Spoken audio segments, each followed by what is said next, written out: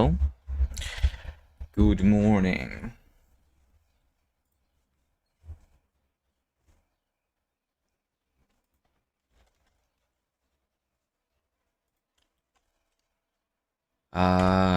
Good morning.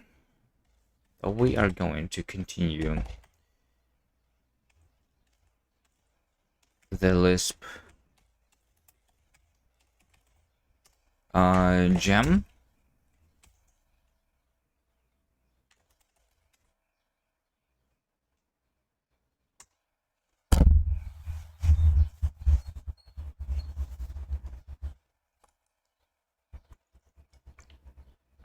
I was doing some fixes to the minicast.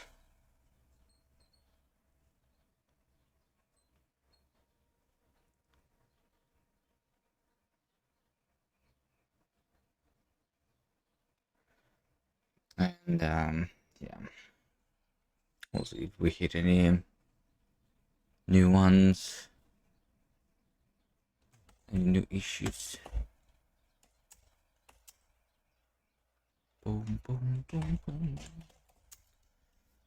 This Lisp is already 1,000 lines, by the way. Why is it so big?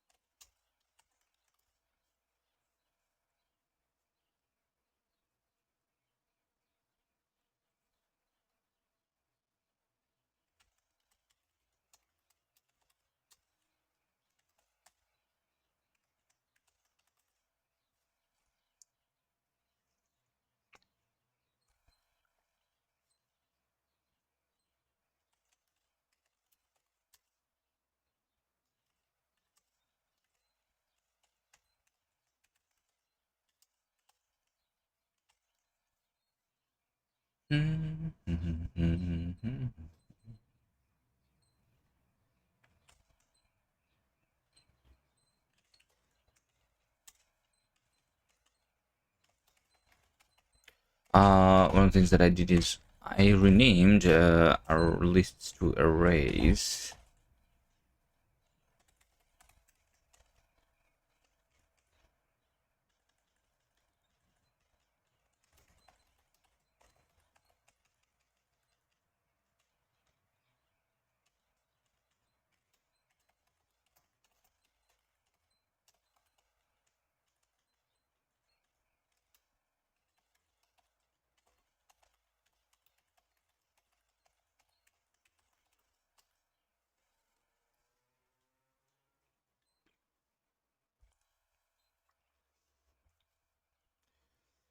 Accurate reference got array line 14.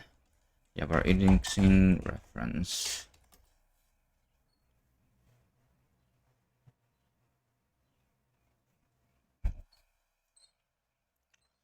List index. That's going to be array index.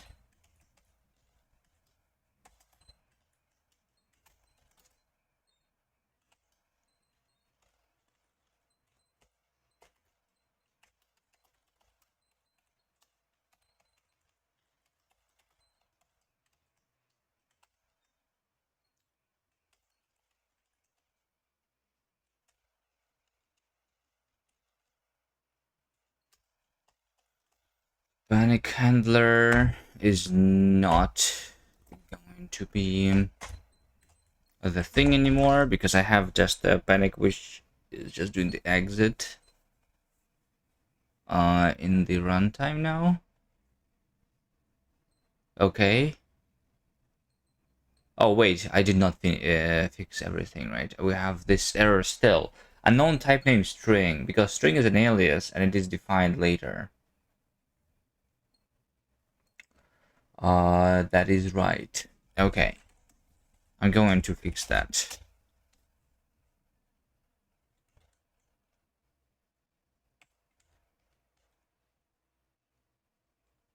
How do I fix that?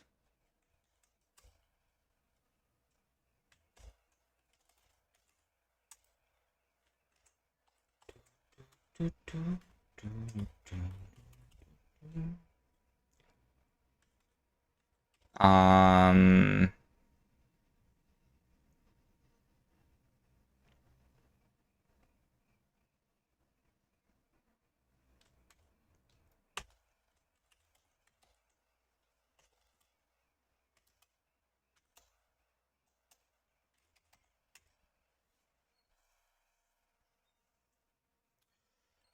how do I make sure that this same issue happens again? What I'm doing, see, we're doing custom mini compile, and it is runtime.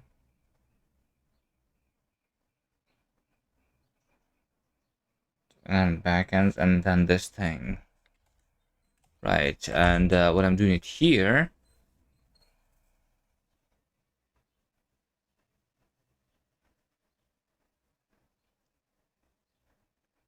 That is the same, I think. So it's not the order of the files.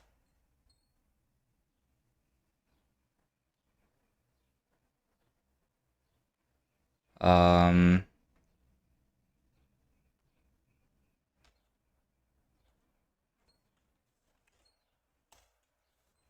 what if it's a function from a reference?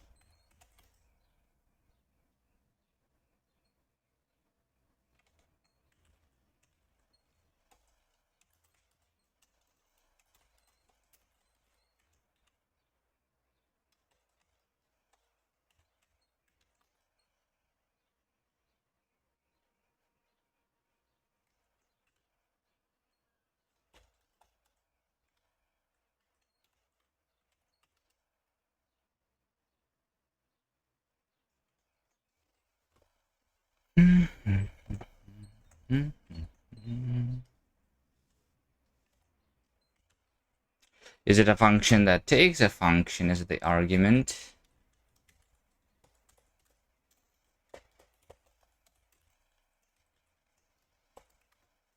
And then returns something that breaks things, maybe?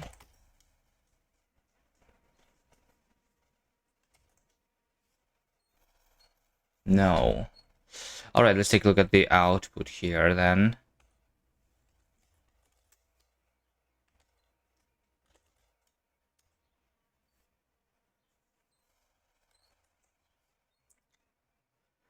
The output.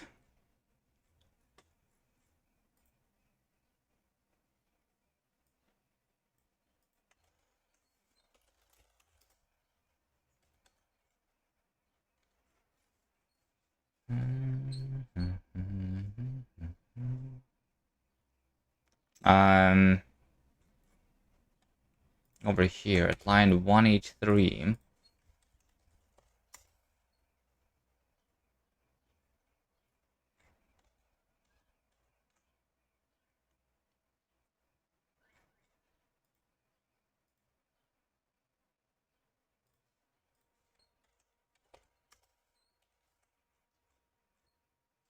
So we define a function which takes a reference to string, and reference to string returns boolean. This is the compare functions, right? Yeah, this is the string equal. And when I define this function, I'm using string as the thing.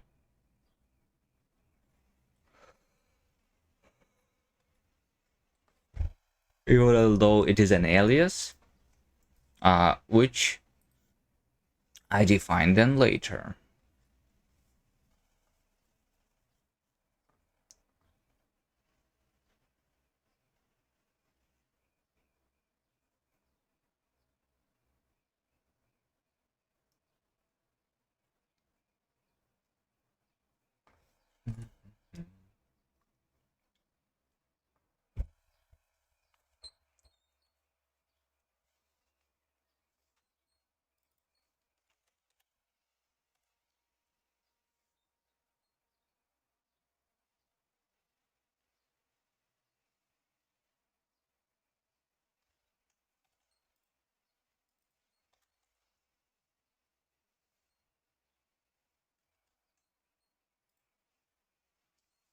Can I just make all of the type aliases to be at the top? But how did that happen, and why can I not reproduce it?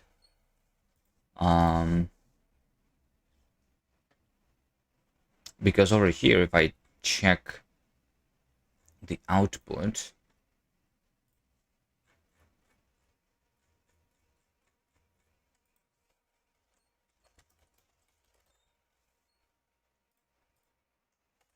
this over here,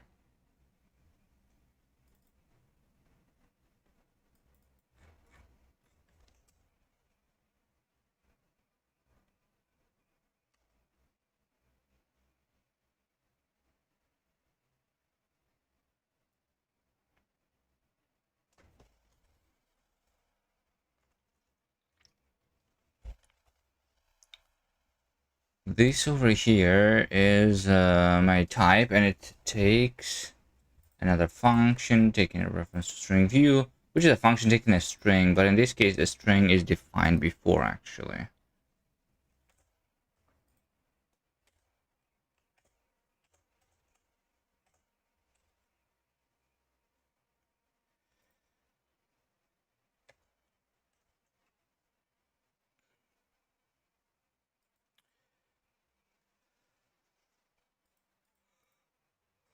I'm not sure why.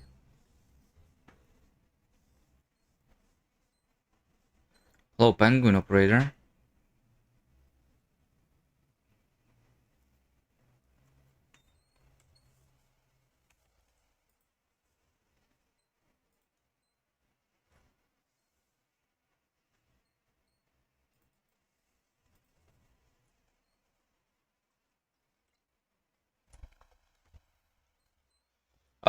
Okay, but as a simple fix for now, what I'm going to do is I'm not going to use the aliases there when I'm defining that.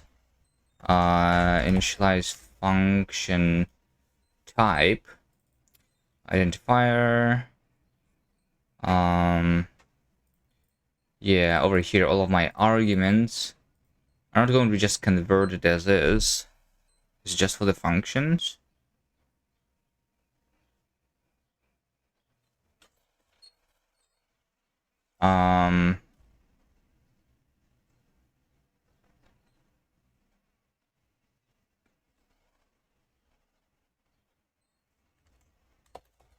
Convert type. Do, do, do, do, do, do.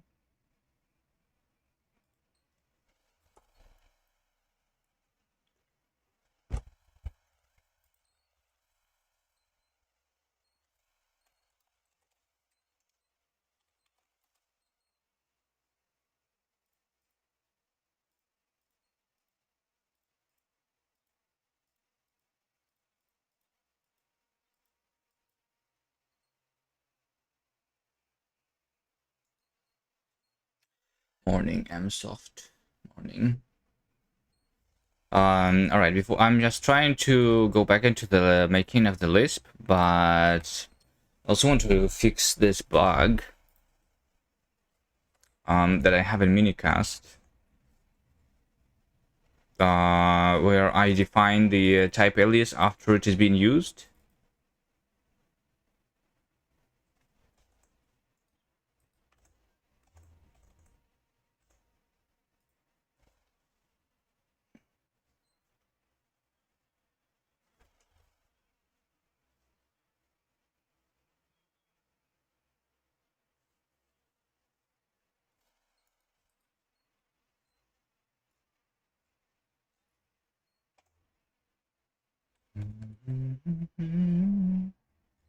So what I'm doing usually is I am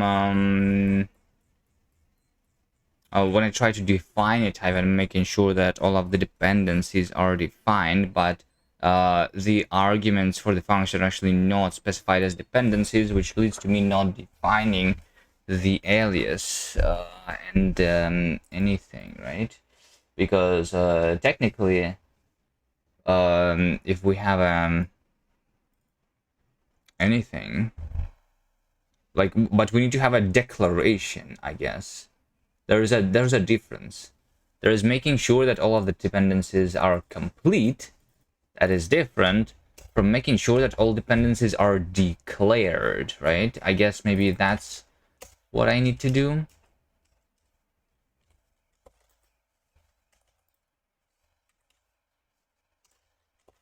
Make sure all dependencies are declared.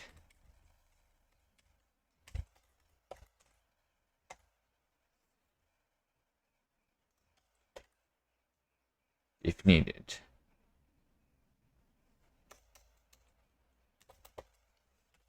For the type.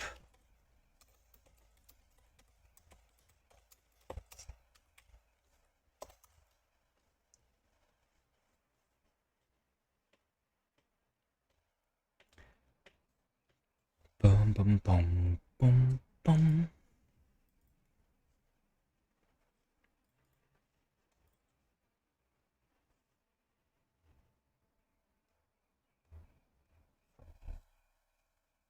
So if I have a function, let's copy paste this.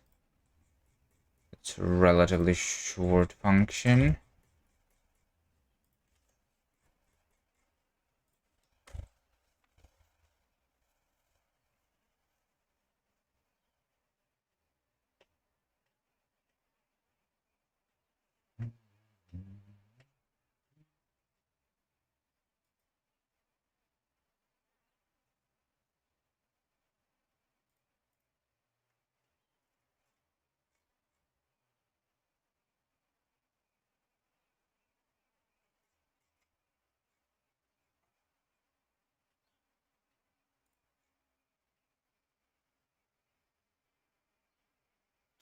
It's not just dependencies. Make sure it's not even about dependencies. Make sure all dependencies. Make sure type declared, I guess, versus make sure that type is complete. Sometimes is what we need. So if it's an alias, then I need to define it, right? And return.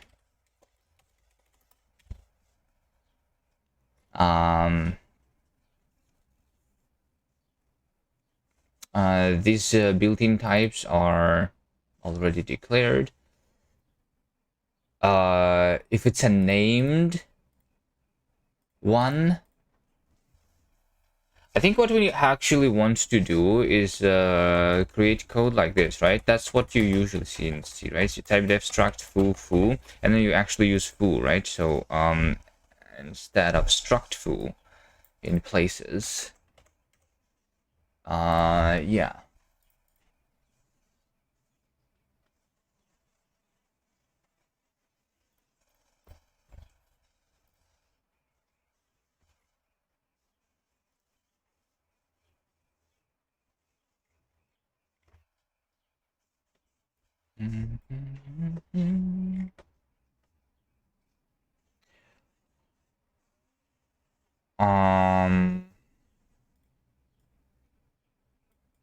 Yeah, and the alias will be just defined. The aliases cannot form a cycle, right?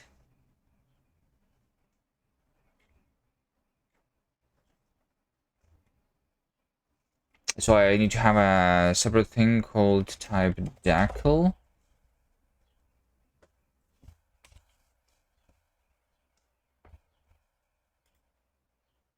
For the named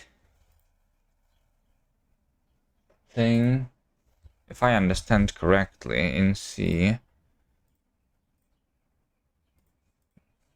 I can say type def.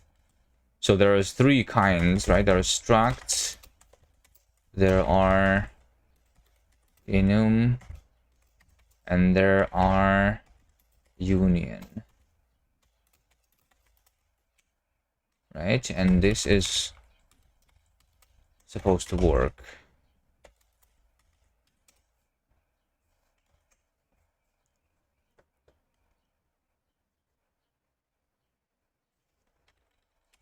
And then we will say union B,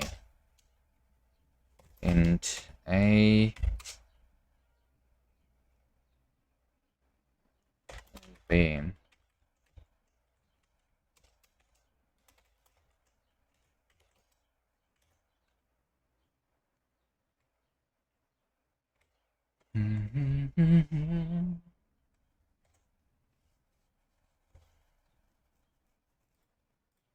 So that's what we are going to do for the names types. Going to do a type def. For function type ident. What is that? This is me trying to figure out the function type identifier, right? Making sure that the type is declared.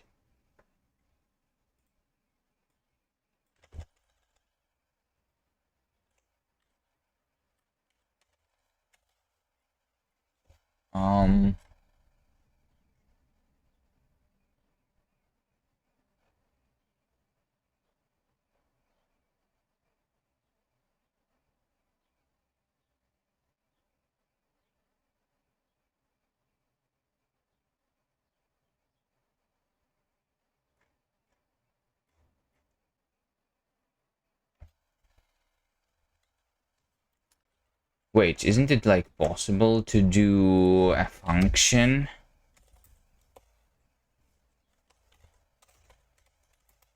Void function that takes as the argument. Do we ever have a functions which are like recursively defined? A function returning the type which is itself. Like this.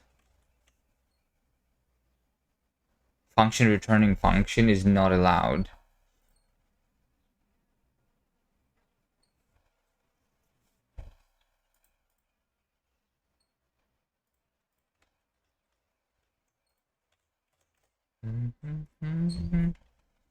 So declaring the function type is making the type def. Sure.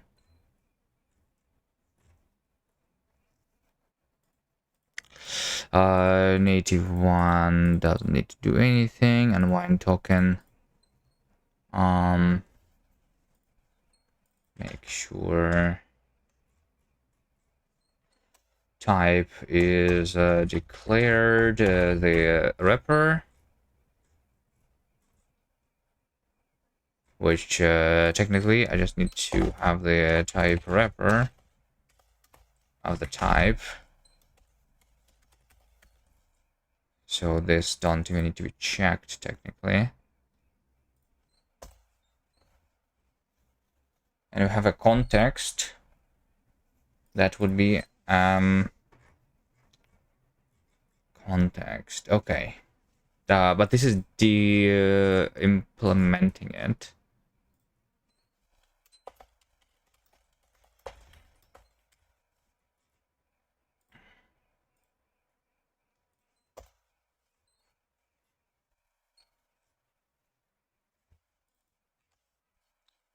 Make sure type is complete.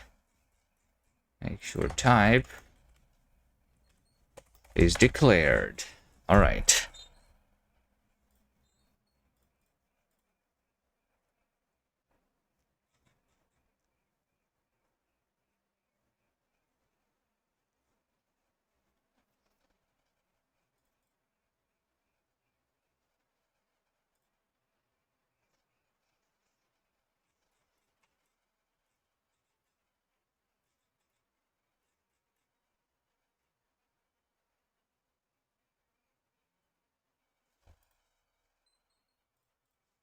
So right now in C, I have the types, which is type definitions, right? And we have alias for types, and type can be like struct enum union.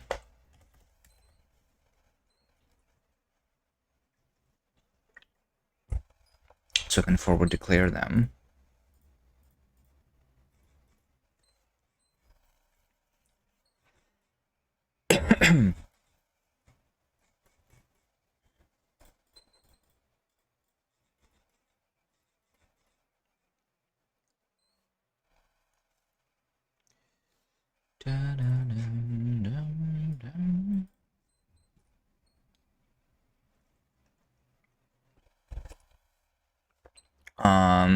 There's also the function pointer.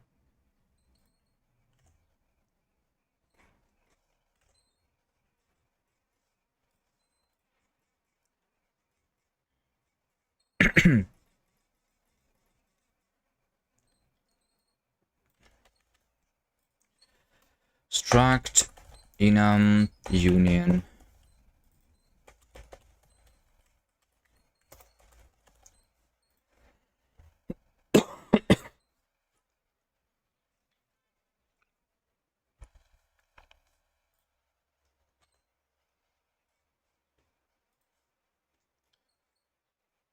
So, when we have function type identifier, right? This. I now need to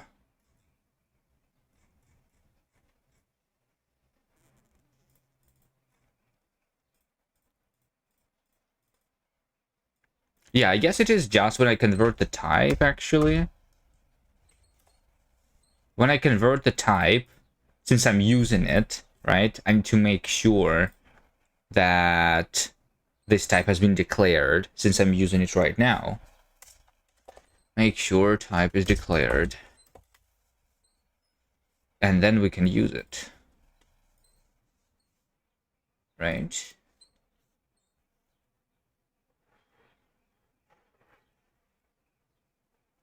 Yeah.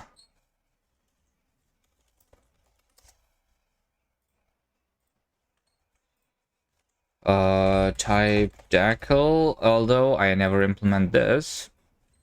And type def.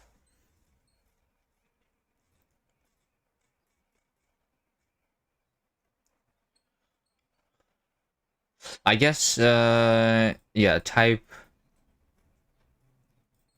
Let's see here. Type decal, name, definition. Type def.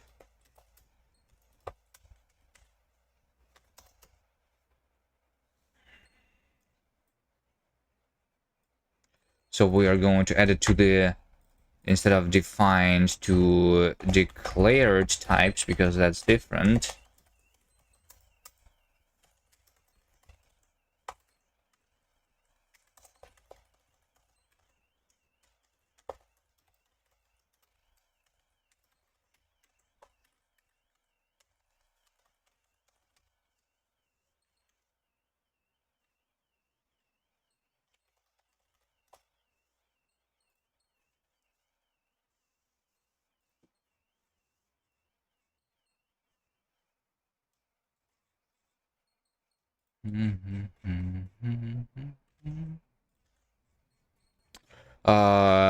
If it's native, then we return, which we can check earlier, I guess. It doesn't matter really. So if the shape is opaque, then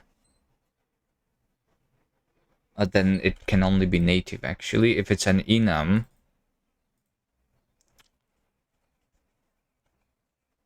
yeah, we are making sure that all of the dependencies are complete here before we're defining, but we don't need that actually at all, right? We just say that type definition is mesh definition shape.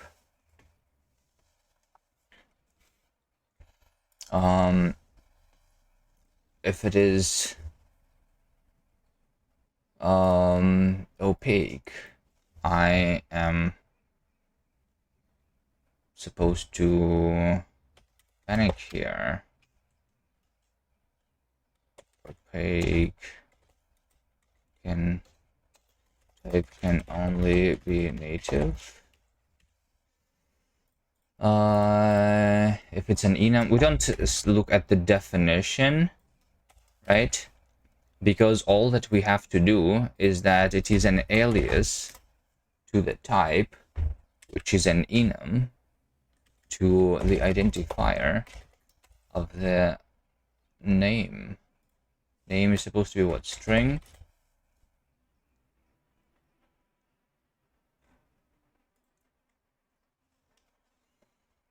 And there's going to be alias to union name and struct is alias to struct.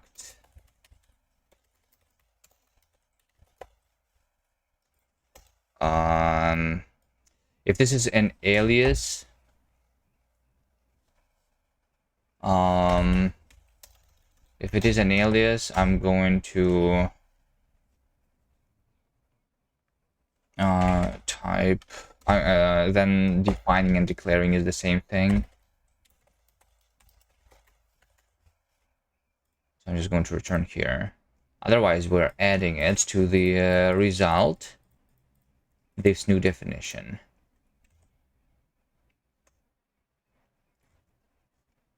And when I print the definition of a type,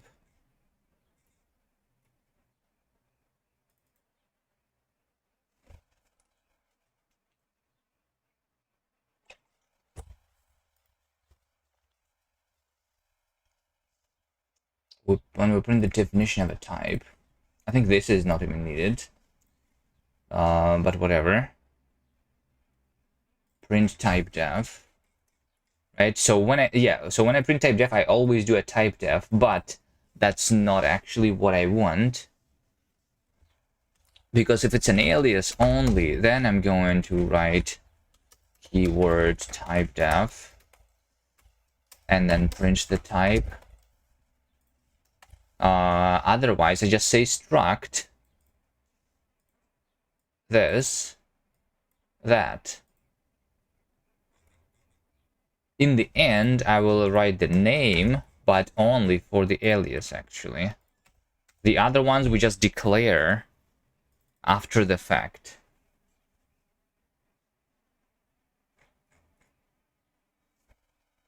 I guess same for the function pointer. I need to do type def.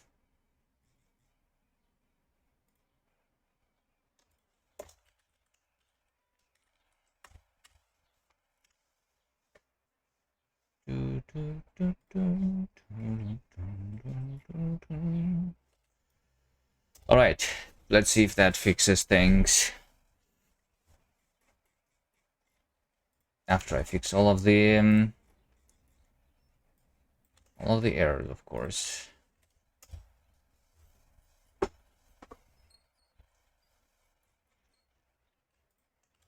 Can't find returnable over here.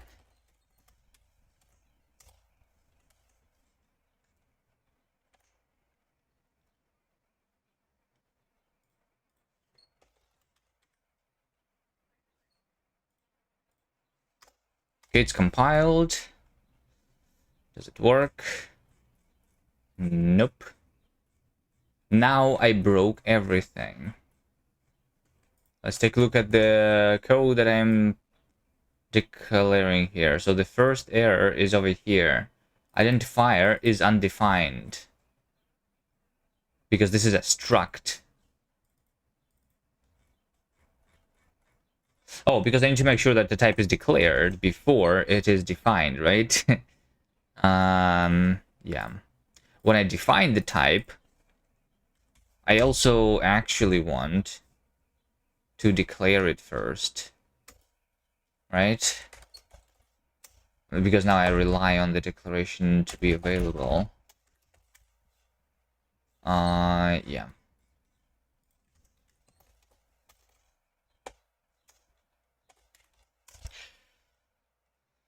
Boom, boom, boom, boom.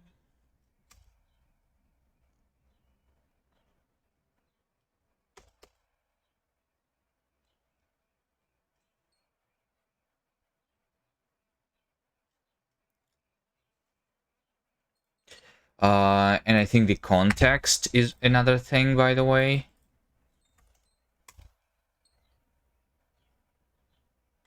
If definition, yeah, so now if a type is named, I'm always just going to say that it's a named, because we are creating the type alias for it always, and that's making it much easier. Supposedly, right? Also type Dackle for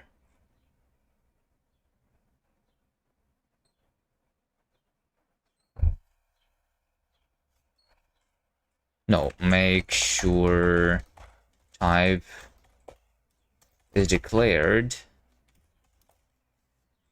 If I have the context object here, this is it, right? I want to say that context is an alias to struct context, right? Type def struct context is what we want.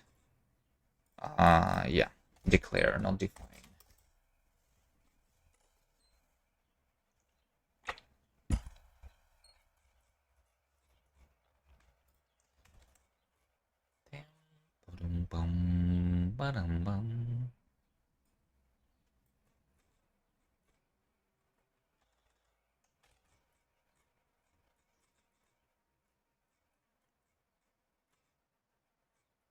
Wait, what?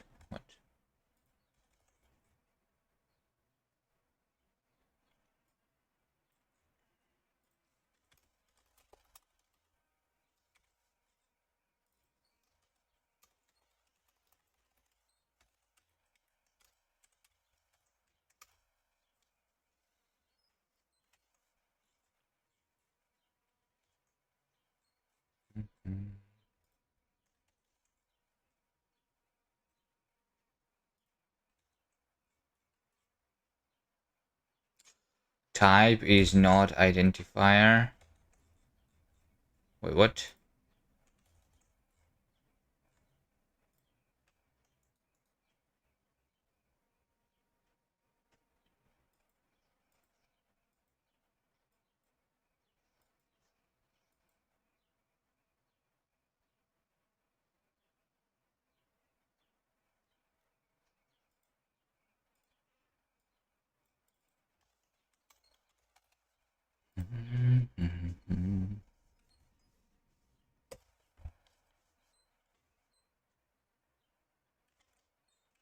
What is that error that I have?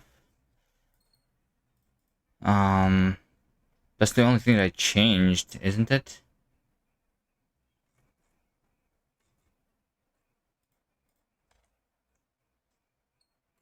And for some reason, over here,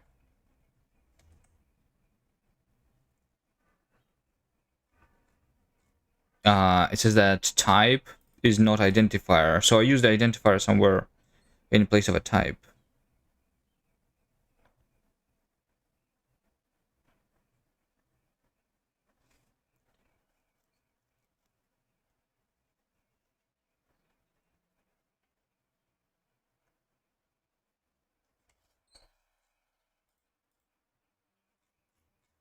Hello, Nigel. How are you doing? Are you doing the Lisp jam? You were going to, I think you said, right? I'm fixing minicast right now, and then I'm going to go to Lisp. Work. Yes. Nice.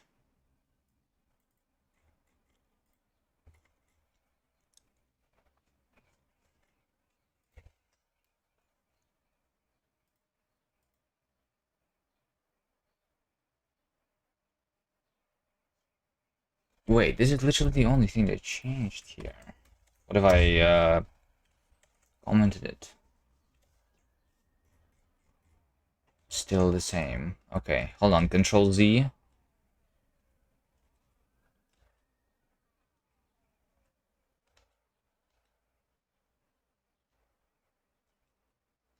I also changed that. But that should work.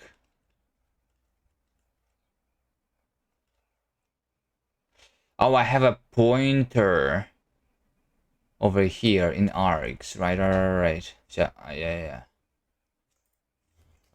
Pointer to ident over here. And that's why we get the error over here, right? Because this should be pointer to named type, named context. Just do the canvas API, right? Canvas API is fine.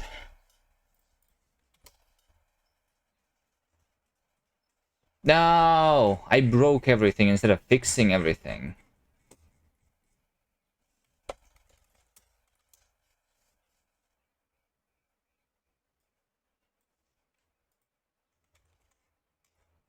We have function. Wait, is there no type defs? Type def struct.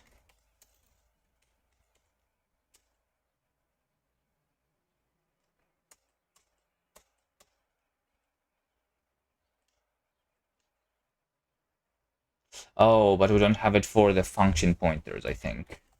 Right, got it.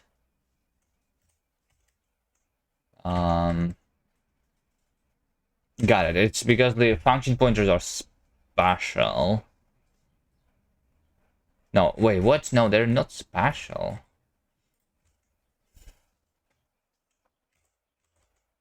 It's because the way I'm generating it now. Right, got it.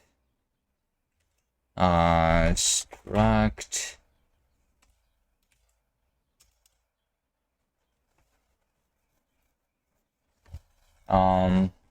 Yeah, when I initialize the function type identifier, I need to say that type a decl. So we're going to have type declaration first, which is name is function type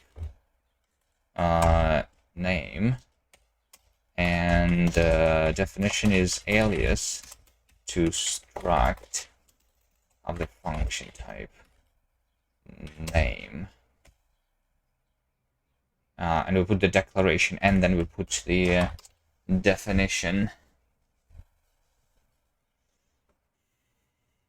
So every struct is split into now the type def and the struct definition. And now we have the context. Did I not do the context?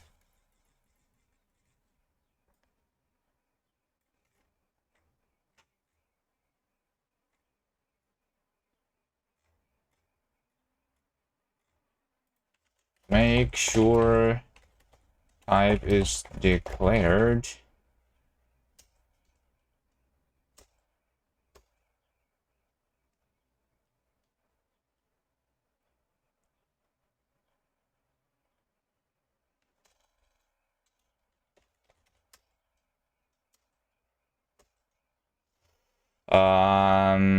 I think when we make sure that type is complete, we also need to make sure the type is declared, right?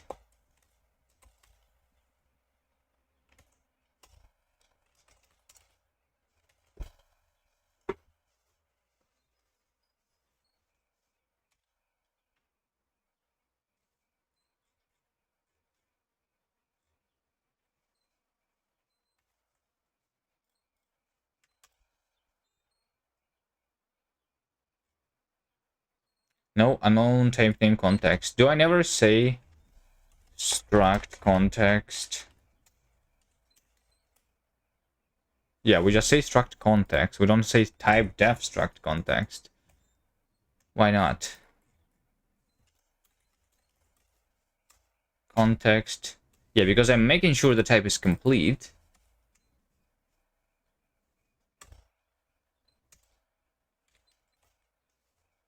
And then I'm making sure that type is declared. Oh, because I commented this. Because I was assuming something wasn't working because of that code.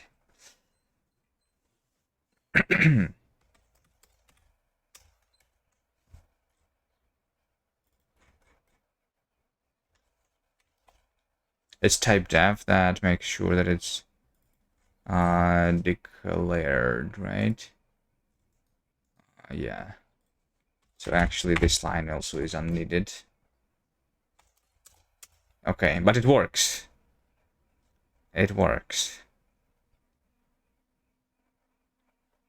Let's try a more complicated example, like a trip.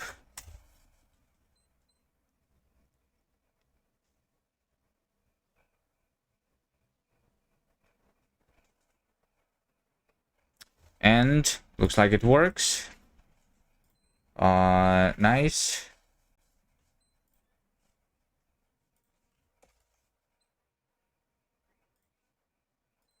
Oh wait, but am I making sure that the types are declared for all the function arguments? I'm not, right? And it's like, because I did not reproduce the error is the only problem. But we have the function type identifier. This is when I'm creating the definition of a type, right? And to make sure that all the arguments and all the results are declared, but not necessarily defined. Well, I mean, hold on, no, I am making sure, because when I'm converting the type, yeah, actually, yeah, that's all. Okay. Suppose this is going to work. Make sure all types in C are first declared, then implemented. Something like that.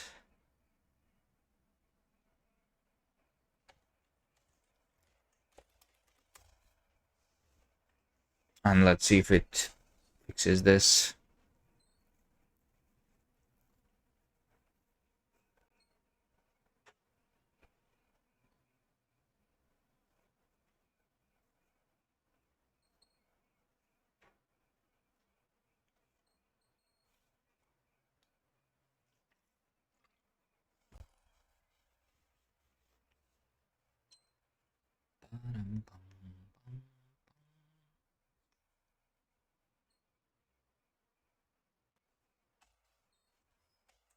Just Lisp.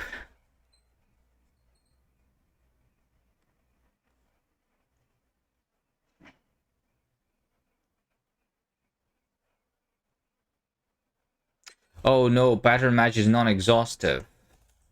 Somewhere in this file, line 1727, type repr shape. Wait, what? What do we have there? We have an unwind token, which is unmatched, but they're supposed to be type repr.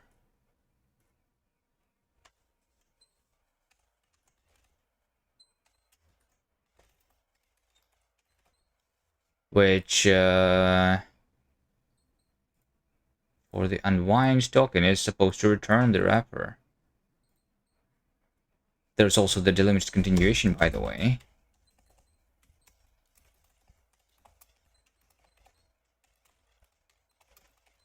Which is supposed to return the same.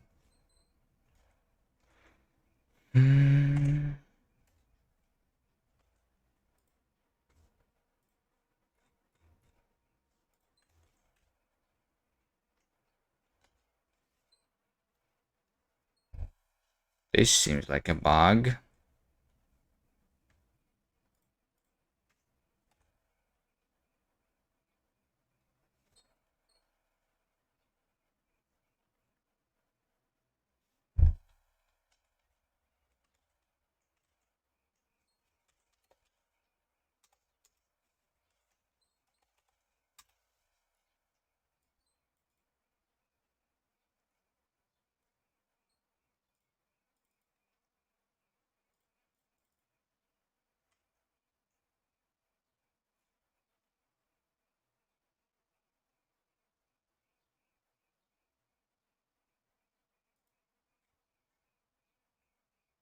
Like the representation of the unwind token is not going to be the unwind token, right? Supposedly. Let's compile this and just see the example which uses the unwinding. And it seems like it's working, right?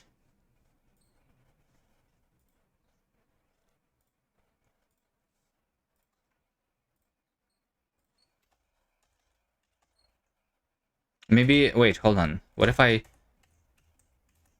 Nix Flake update it again? Did it not update to the latest one? No, it did.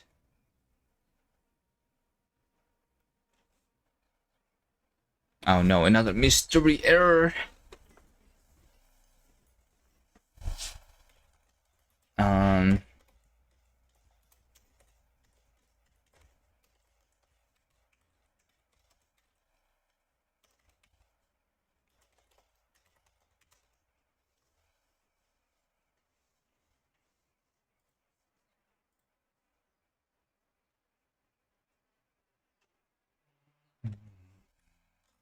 it's just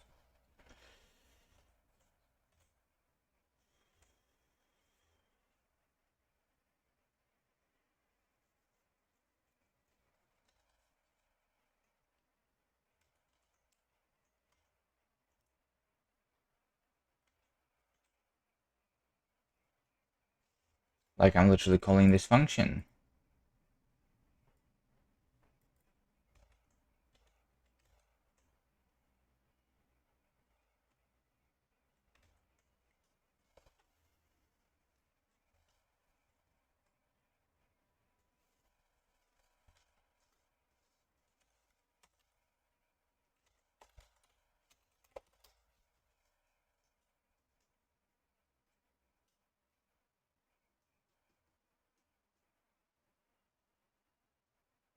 It is the same.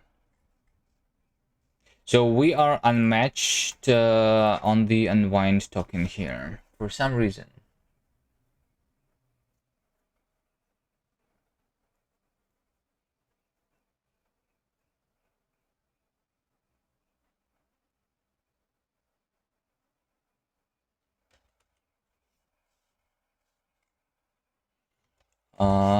In the pattern match, which happens over here. And what previously was written here is that I was just making sure that the representation was declared, but the question is why.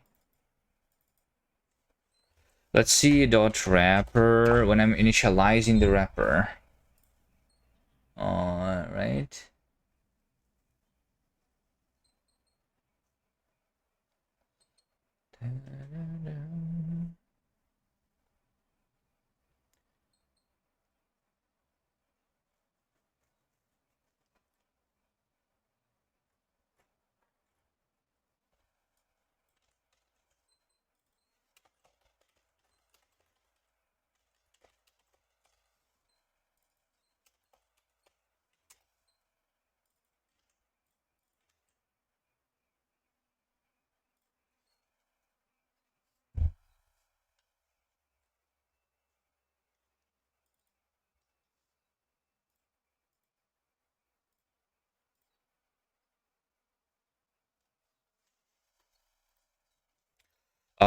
Can you compile my list from here without like pushing?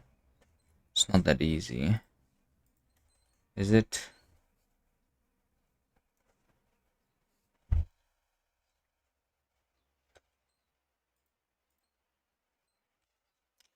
Well, it's relatively easy, but it doesn't.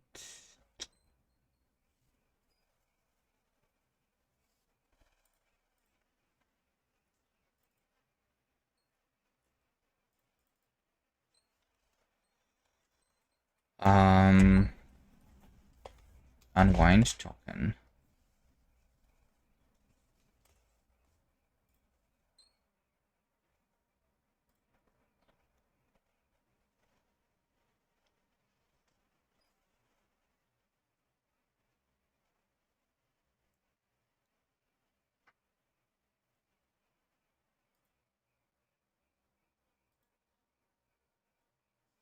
Token type wrapper is instantiate the type. Wait. Oh, wait a second. I see. This is actually an issue. So the reason is because I am saying that my unwind token is this. But when I'm instantiating the unwind token, I'm already saying that it is unwind token. It's a little weird. Right.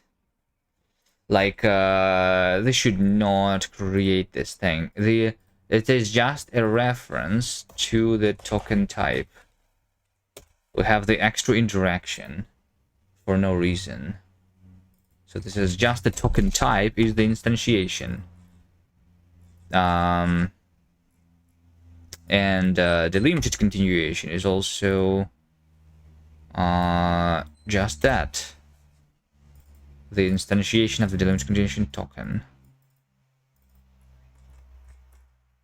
And that is going to fix it. Right?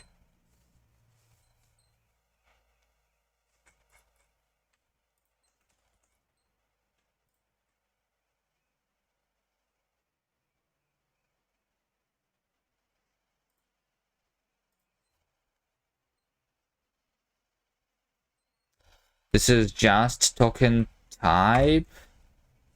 Not token type wrapper now.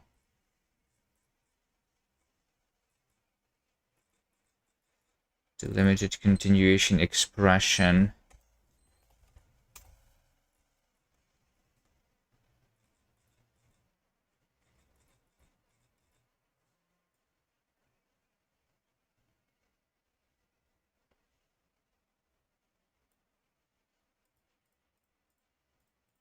I just want the token type, not token type wrapper. Right. Unwindable, also just make it the token type. Okay, and let's now fix where it doesn't compile.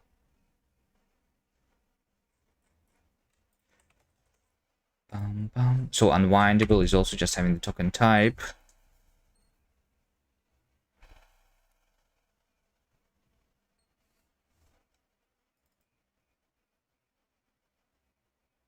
Well, this in this case is a reference to the token type actually, because like the token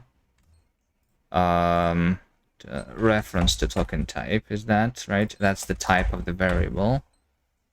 But the type of the token is that. Right. I'm almost done fixing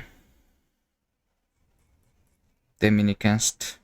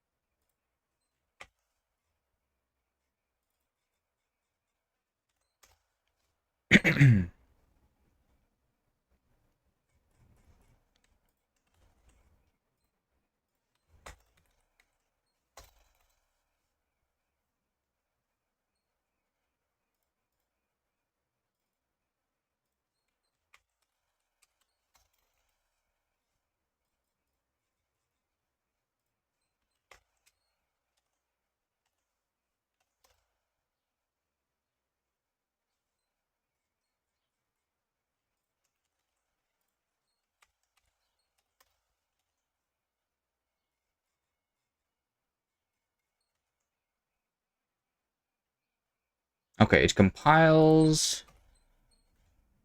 Let's see that this works. It does. Let's also make sure that the generator example works, which is using the coroutines. It doesn't because this is non-exhaustive because short type name.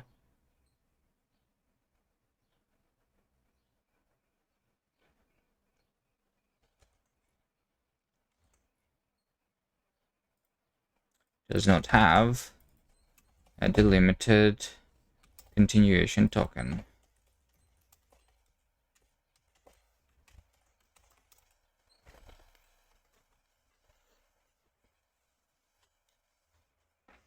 Wait, does it mean that if I try to do that,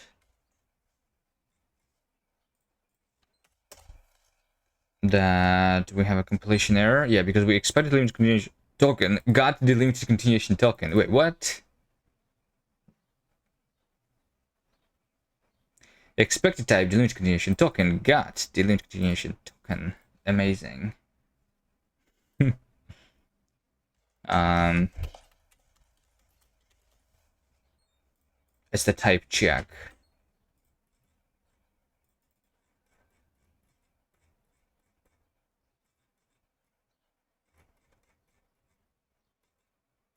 It's because I never type checked the delimited continuation tokens. That's right. Actually, why was it even working then?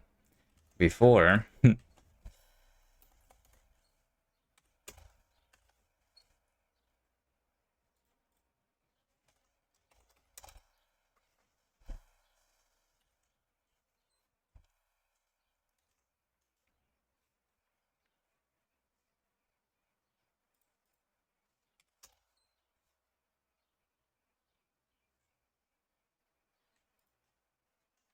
Type name as identifier. Delimited continuation token.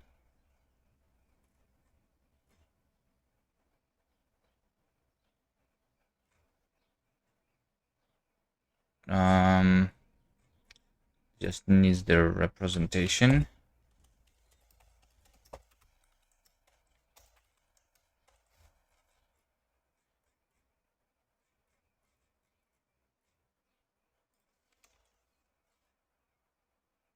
Which means that these things could all be deleted.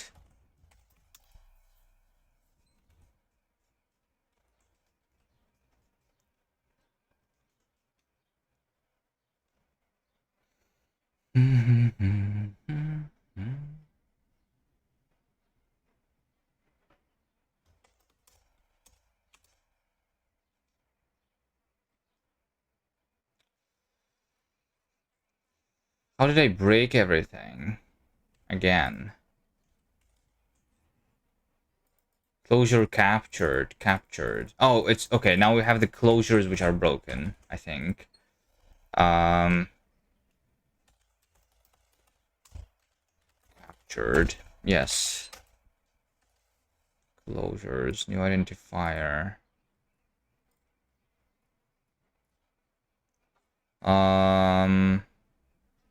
When am I defining the type? Closure type is named function capture types. Add this, and then we add the type def, right? Which means that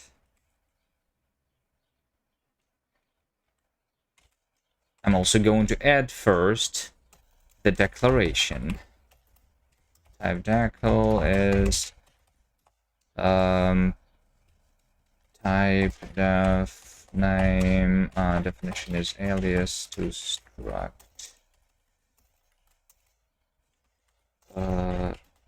type def name.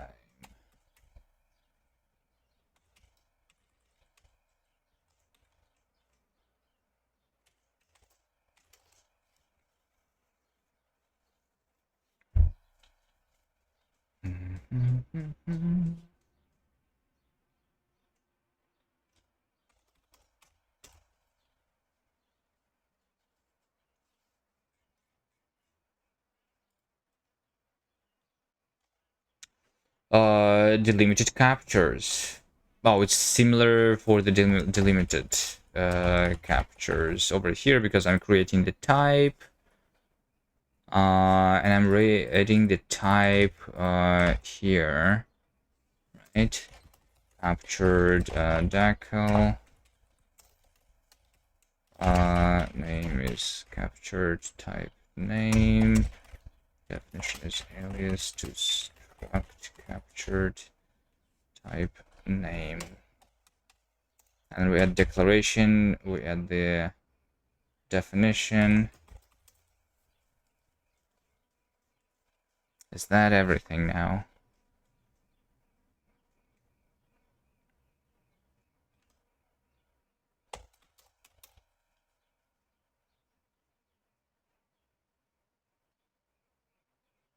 And it works. Okay, nice. Fix everything.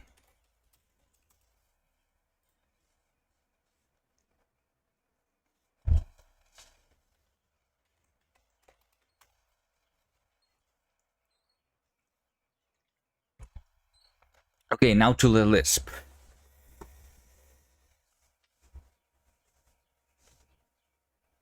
Please work. So I don't need to fix any more stuff.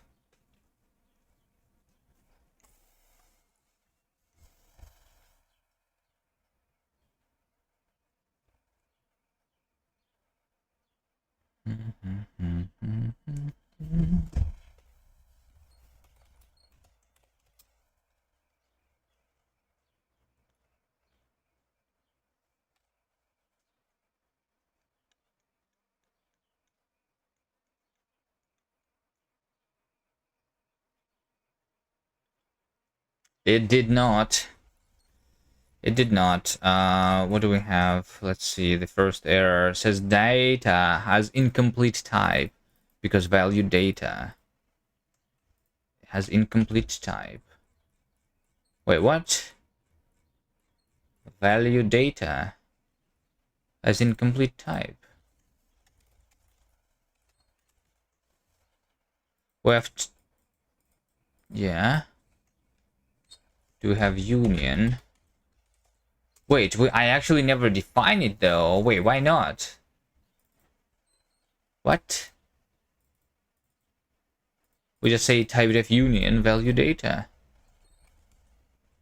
Okay, fine. Let's do another little example here of the who is union A and B string, right?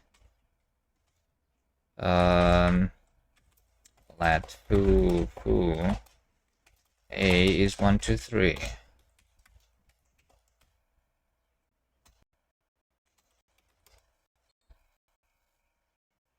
It doesn't work indeed.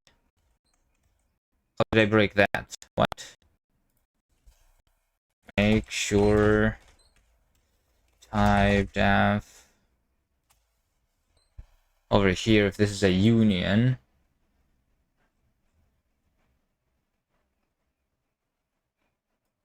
We do that. And we have the definition.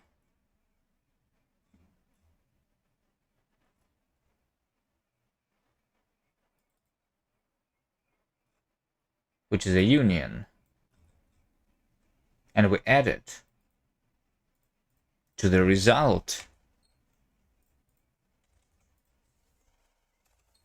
Okay, is it the printing that is incorrect then?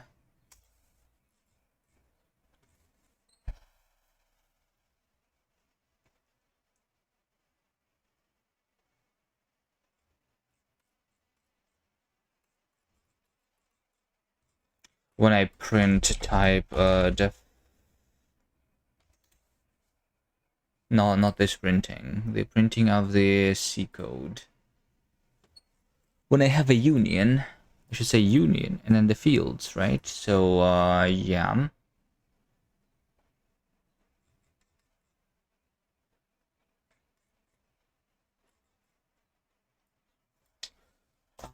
Bum, bum, bum.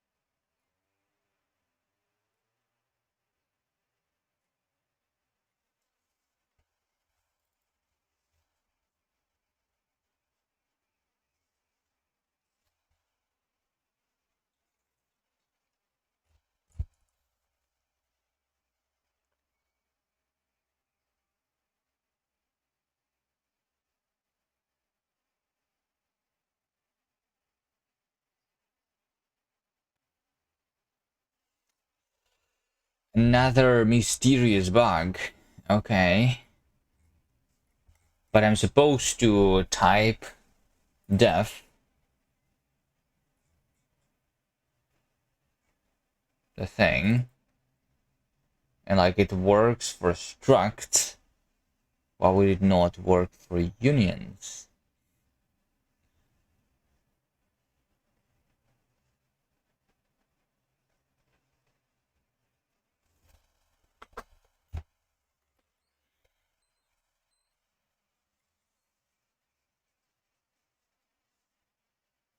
I just go over the types and I define them, right?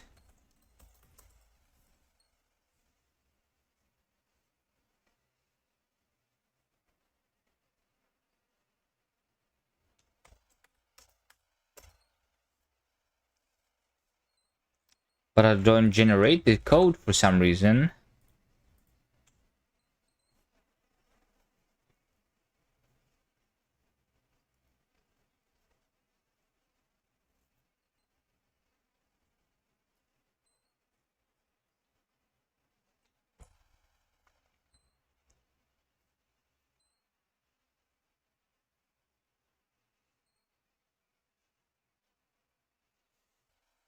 Oh wait, look at this. I just have a union, int A, int B, without the name. I forgot the name there. That's the reason. I forgot to put a name there. And for the enum too.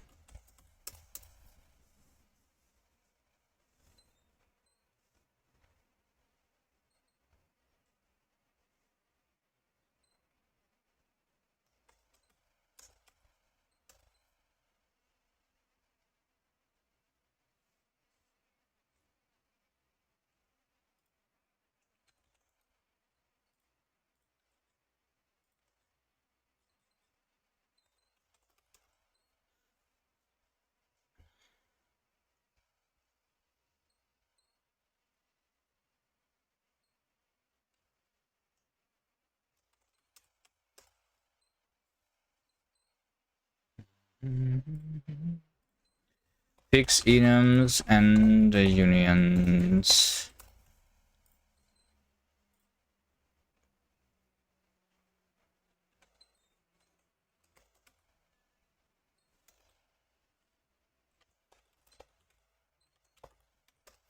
Update again.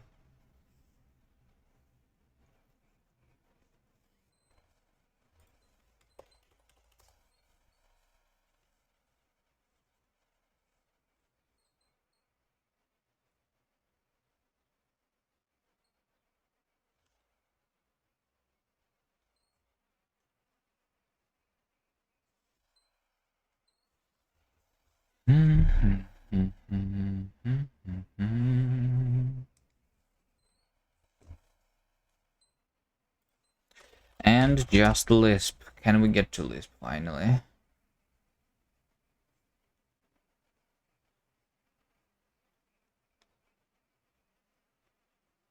Fixing the simplest things are sometimes taking time. Alright, but here we are.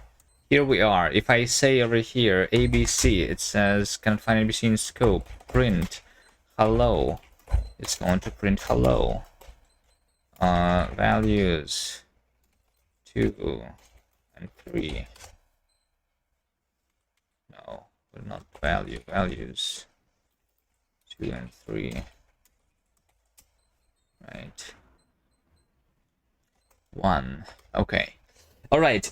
So what we have not implemented in the Lisp yet is the numbers. So we only have the values, which are strings and some native functions, basically. Right.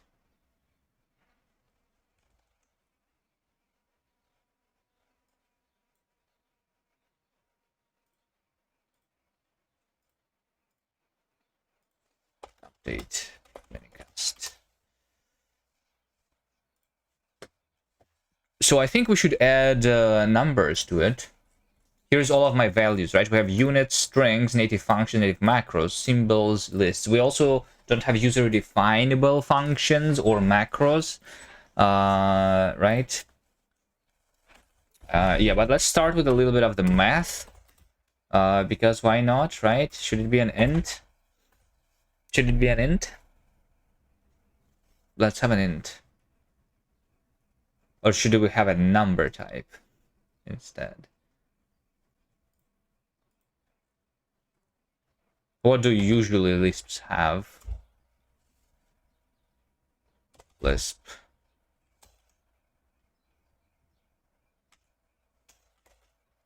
Common Lisp. Let's see. Learn.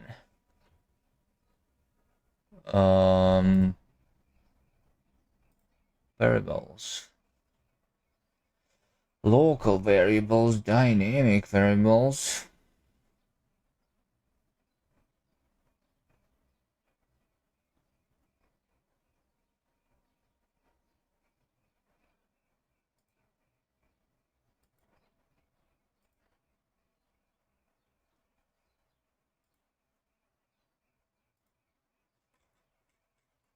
In this tutorial, they don't even talk about what a number is.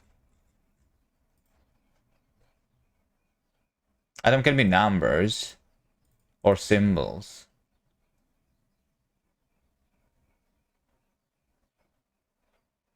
There's a special kind of symbol called keywords. Keywords evaluate themselves. I do not have keywords myself yet. I don't know. I think like for simplicity, we can add actually just number for now. And numbers are also always going to be just like floating point numbers. Sure, why not?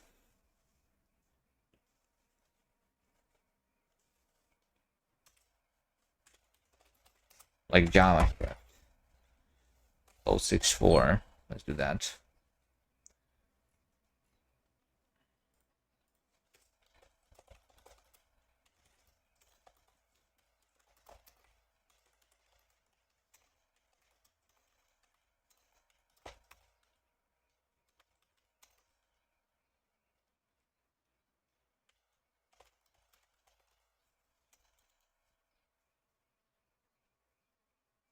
How do we print a number actually?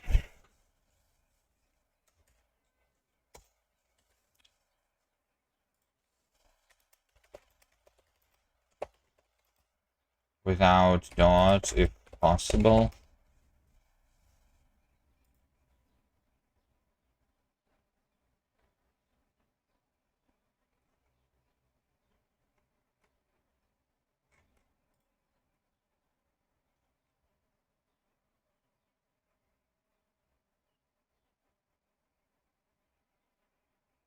If it is an integer.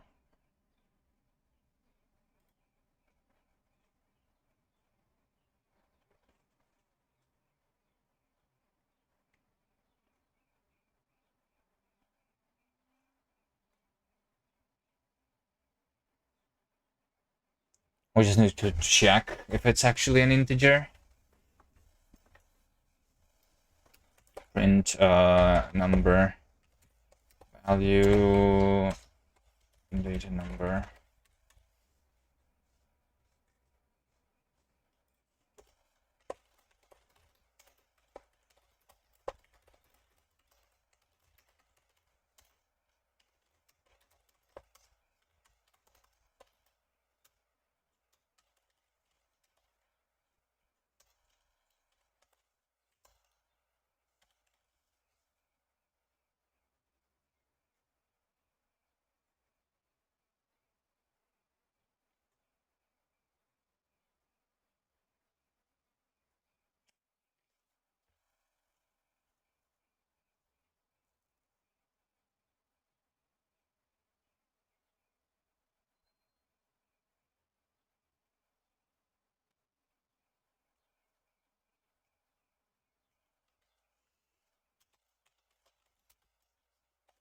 If we say if round x is equal to x, is that what we do? And int. I don't have the casting. Also, We will just do native. That's okay. Print int native int x.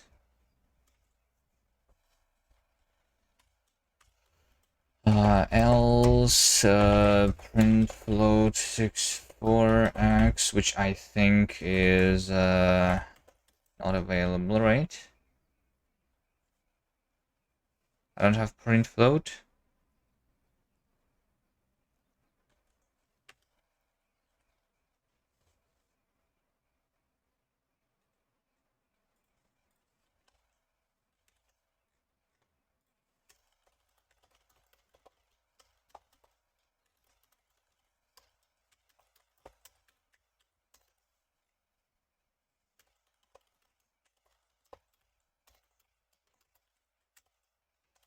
Is it LF? I think.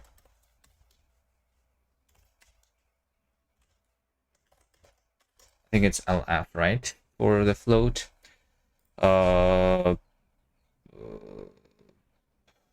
C printf double. You can print using both f and lf, because printf is both float and double the same. Round. I need to include math.h.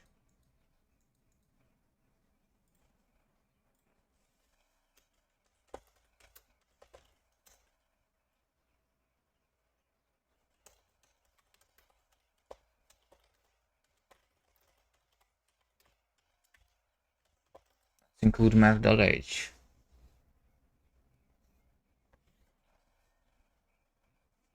Okay, and then we need in the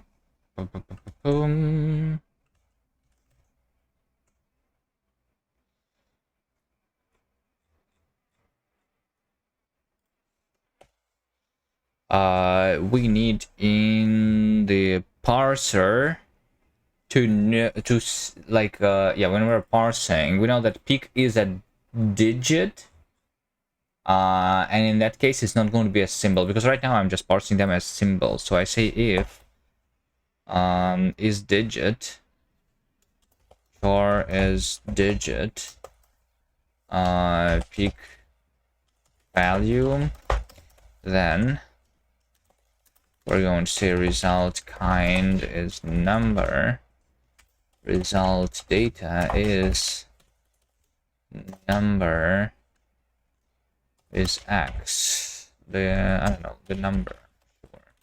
We say that number float 64 is 0, and we say while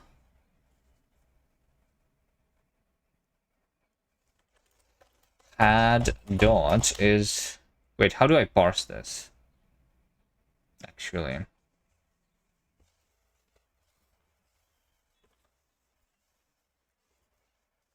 Add dot is false. Let's just do find well loop. Right, we say if char is digit peak value, we say once again that peak is reader peak reader. If it is digit, then char as digit, that's the digit, that's going to be like an int. Then we convert, then we just say that number is we're going to multiply the number by 10 and then add the digit, which is going to be int, let's just say cast float 64, cast int to float 64 digit, which we will implement. Oh wait, no, I cannot, because I cannot interpolate this right now. least. Yeah, we'll still need int to float 64.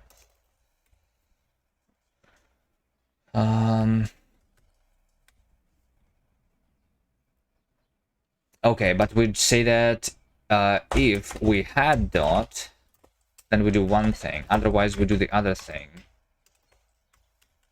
Right? Because if we had dot, then I'm going to add the digit multiplied by like after dot multiplier is going to be this, you know.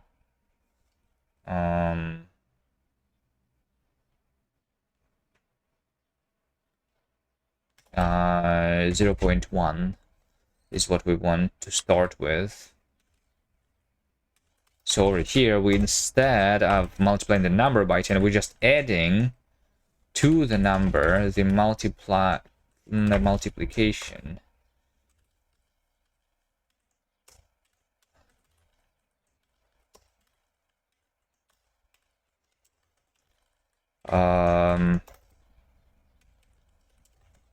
Of after dot multiplier by the digit.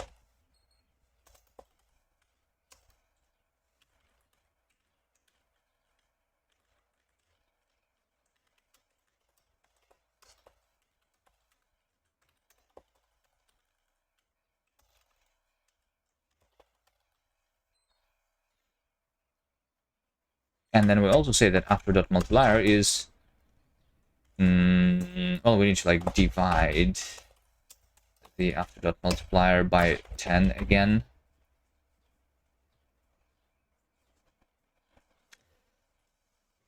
There's probably a more precise way of doing that, but this is fine. Okay, also we say reader advanced reader okay, else if peak value is equal to the dot specifically, right? Then if we already had dot, then I'm just going to report the error, right? How do we report the error? I think we say something like error at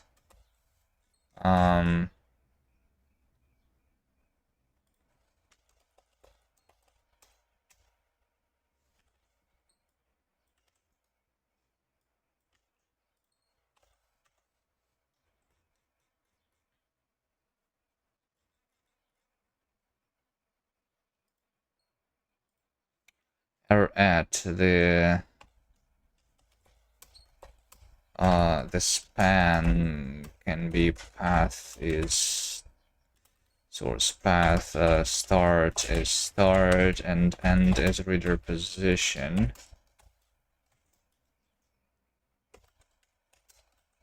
And the error in string cannot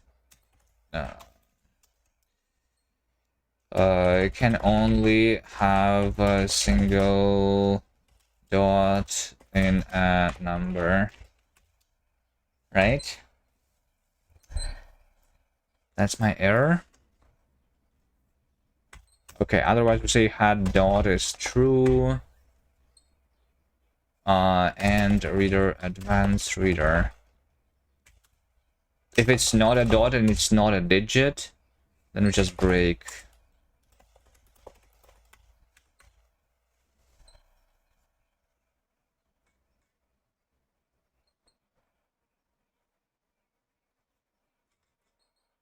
And this should return the number.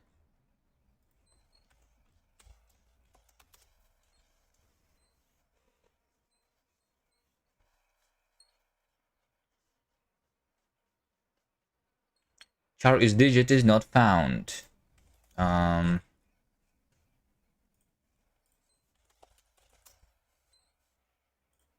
Let's call it stdxt.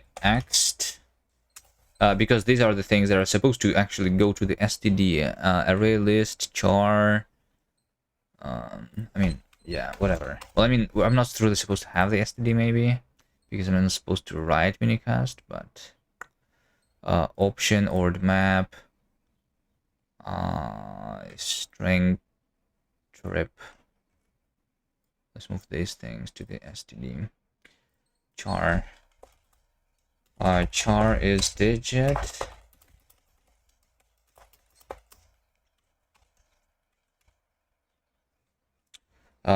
Is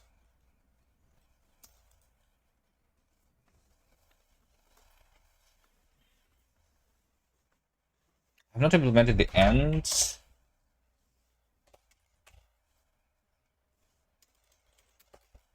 I have the end as a function though, right?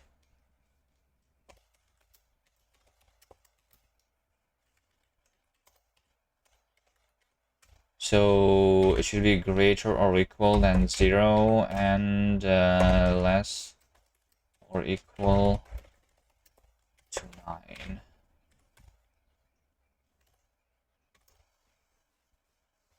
That should be returning a boolean.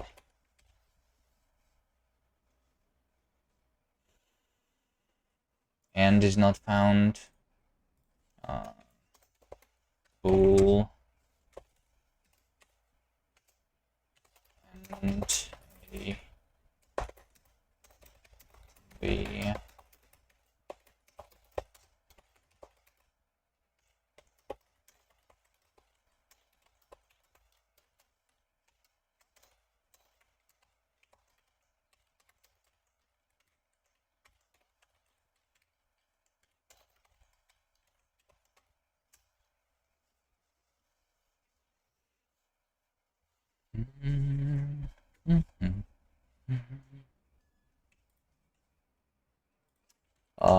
C is less than or equal than 9.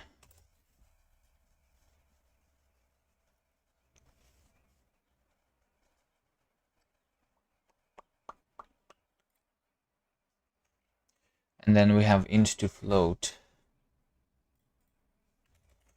Oh, we have bool or. Lol.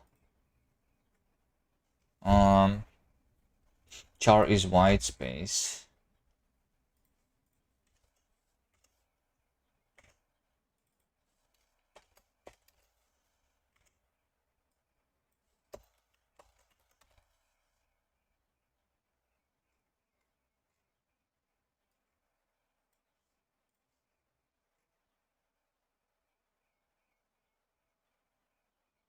Wait, what did I just move? Didn't I just move your util?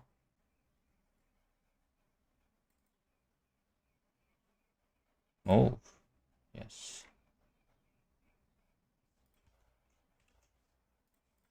We have not over here.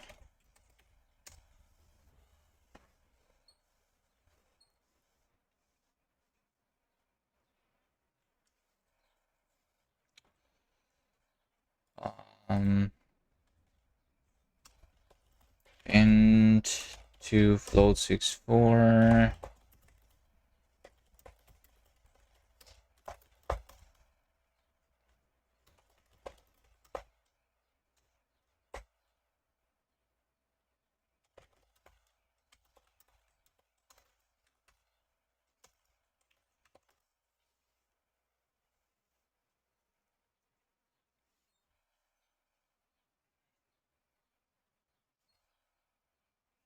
Okay, and then we want the char as digit,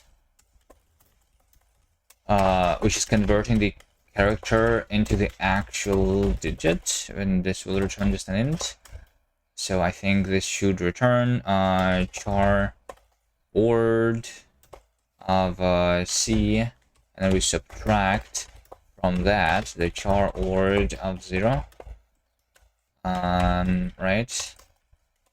Char ord is the char int, which technically just converts the thing to the int, right?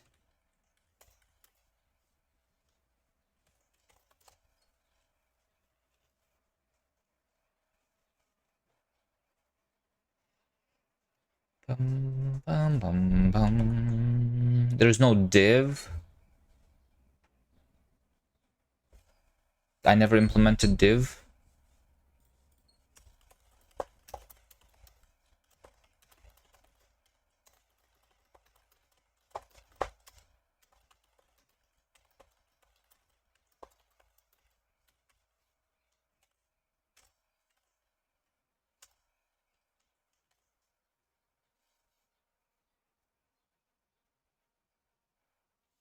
Expected an expression got error at.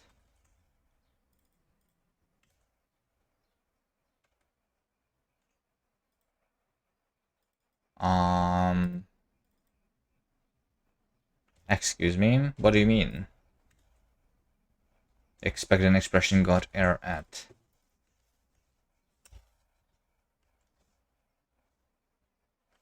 Oh, a comma here is for no reason.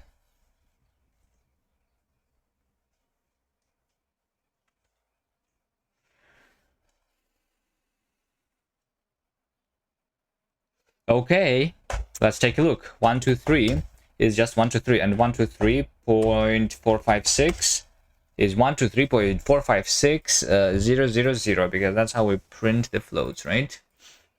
Nice. And now we can actually implement the math operations, right? So for example, we can have a native function called plus, right? Native add.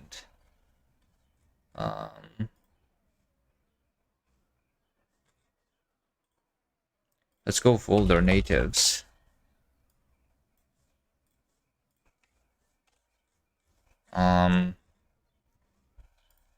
And we're going to have specifically the math here, right? Add natives math locals. Hello, Nerdcell.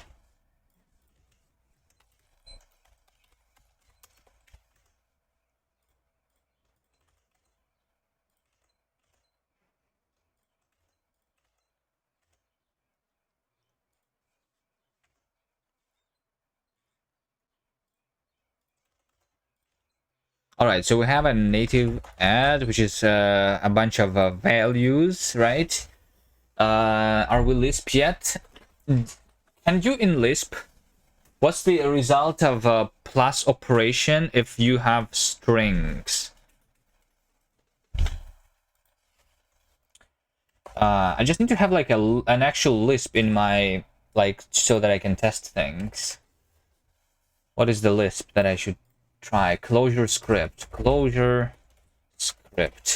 that Nigel is using. Let's use that. There is no closure script.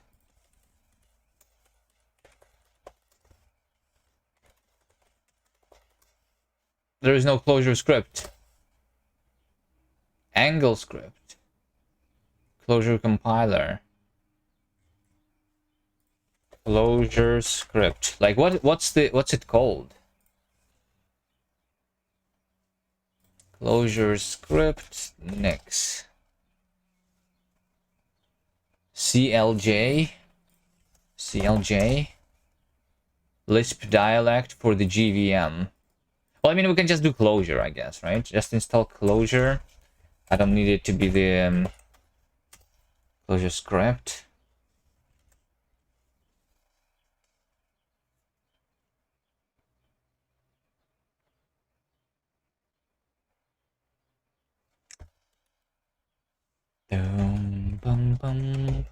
Closure.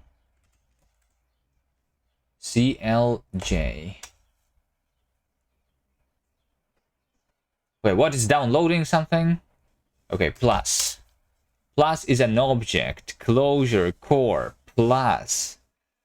Okay, can I say plus 1, 2, right? That's how we do the math. And then we do plus, hello, and the world. And this does not work. String cannot be cast to this thing, right? So you concatenate the strings actually with a different operator, right? So let's do the same. Not sure with what operator we would be doing that. Actually, I don't want closure here. I can just like temporarily install it.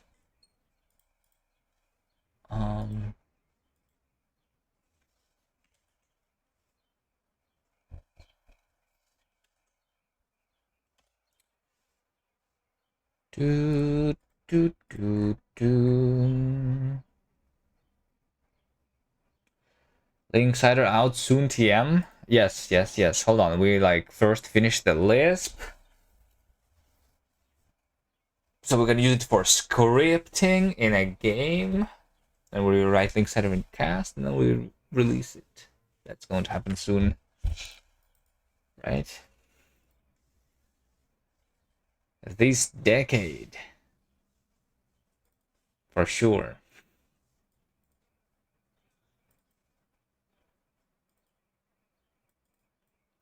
GTA 6 before Linksider. I'm pretty sure that is going to happen, yes.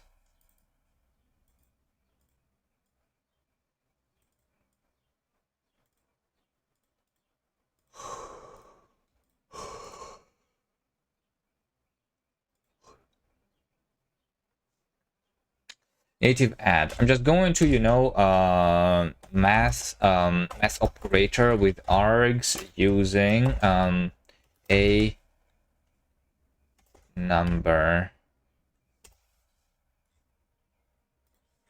You know what? Number.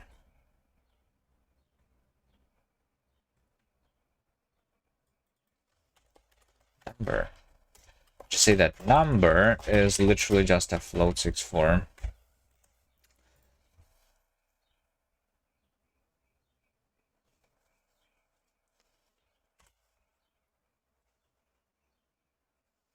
So say A, B. Actually, no, we just say add numbers. There you go. So we have a math operator, which is args, which is a list of values, and then the operator, which is a function from number and returning number, right? Or I guess math binary math.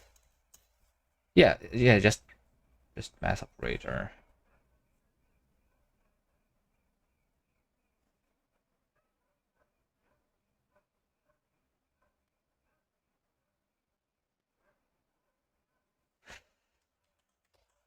Next shell, next packages.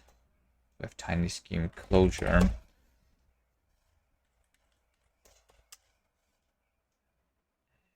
CLJ. I'm also wondering about the minus, right? If I say minus 1, 2, there's going to be a negative 1. But what if I say minus 1? Then it is minus 1, right? What if we say minus 1, 2, 3? That's going to be minus 4, right?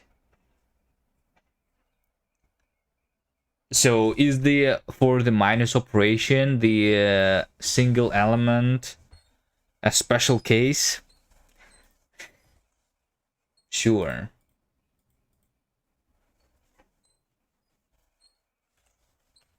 What about divide? What about divide 1? Oh wait, divide. Oh wait. So divide 2 is also 1/2 instead of it being 2. Interesting.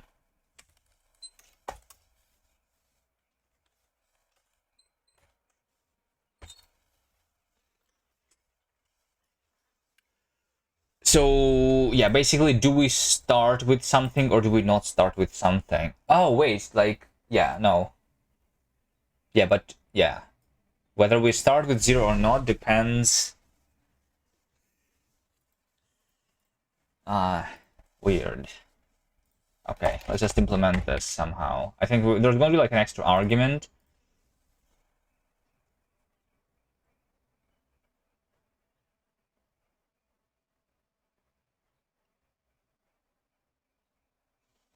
right, which is initial value, which is going to be 0.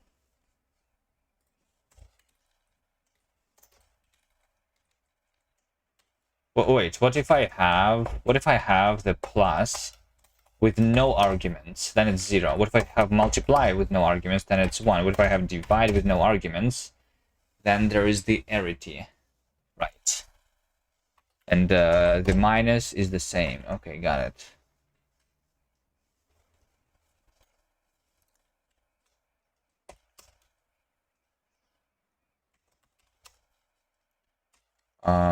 Init value.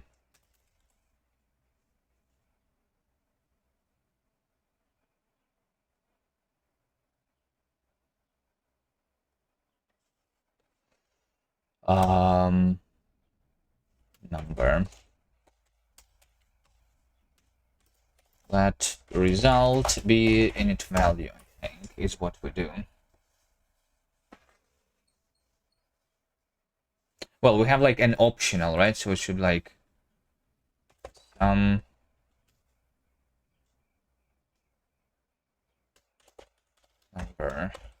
0. Right? So for example, yeah, let's do like sub is going to be, we're going to subtract numbers starting with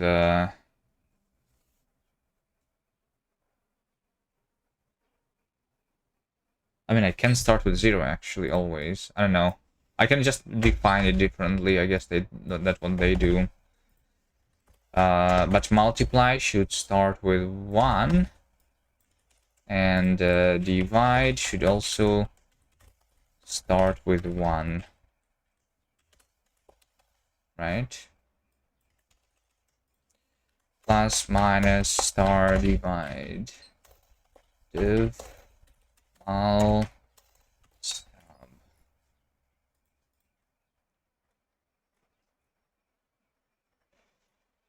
So result is init value.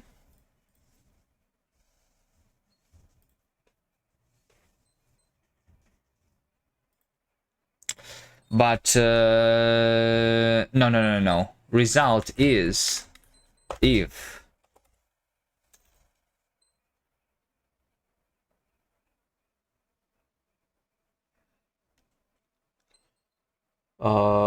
equal args if equal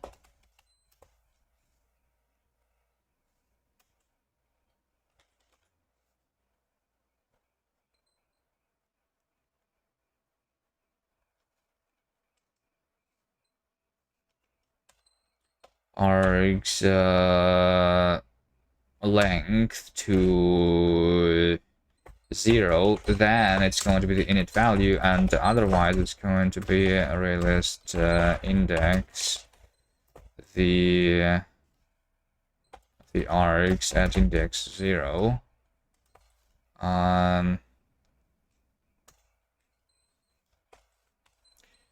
Value to value as number.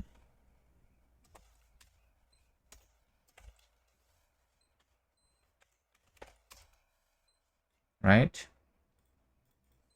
So I should say value as number is value, and this should return number. And it should say that if value kind is number, then we return value data number. Otherwise, I just say that I panic, right? So error at unknown scope, we say that expected a number.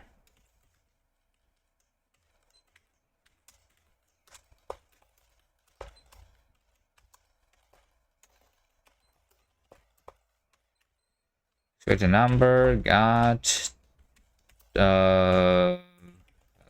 print value.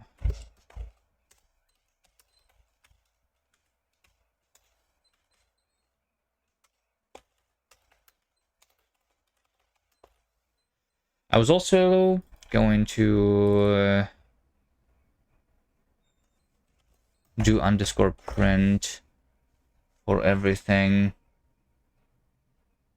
Let's ignore that for now. Like print values instead of value print to make it more uniform.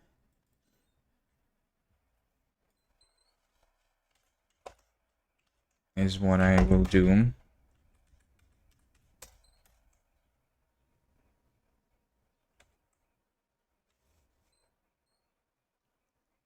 Well, this is not supposed to compile yet.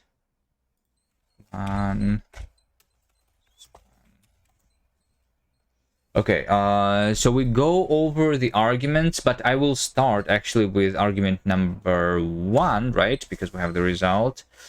And we say that this is the argument, and I want to say value as number here.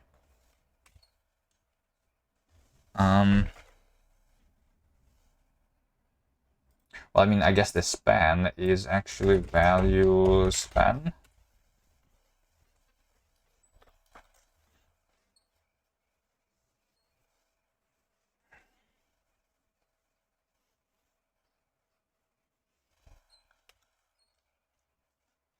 Bum, bum, bum, bum, bum. So the argument is this as number, and we just say that result is operator from result and arg, like this, and that is all. And then we don't print anything, and I return value where kind is number, data number is a result, and span is none, right? I think this should work.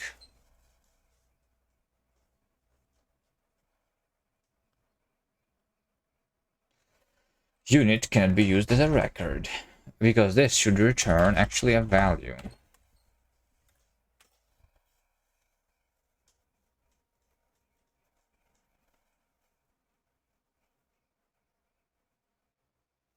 Expected a function, got a function. Huh?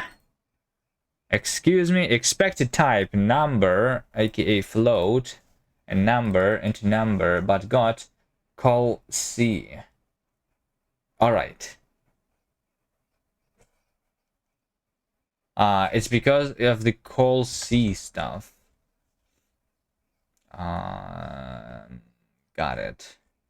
Yes, because like it's a different type there.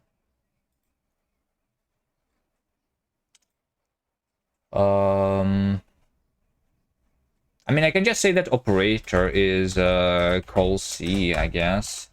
That's fine.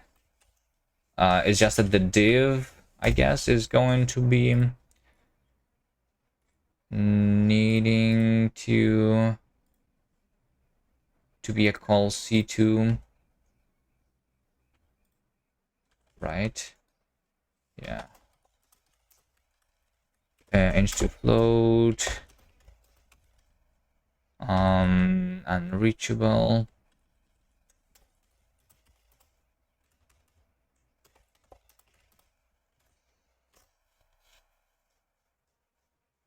Everything is called C here.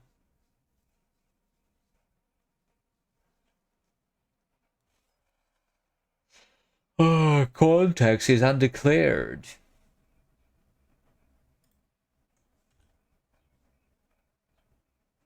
Oh, because I actually called the panic. Okay, the unreachable is not going to be that.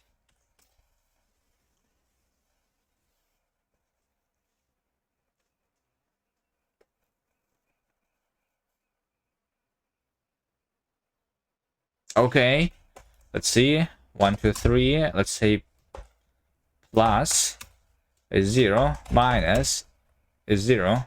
But if I say plus 1, 2, 3, that's going to be 6. And if we say minus 1, 2, 3, that's going to be negative 4.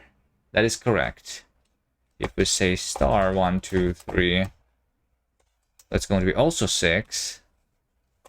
Star 6, 7. is 42. Divide 6, 7 is 0.85 because we are having numbers. Right. Nice.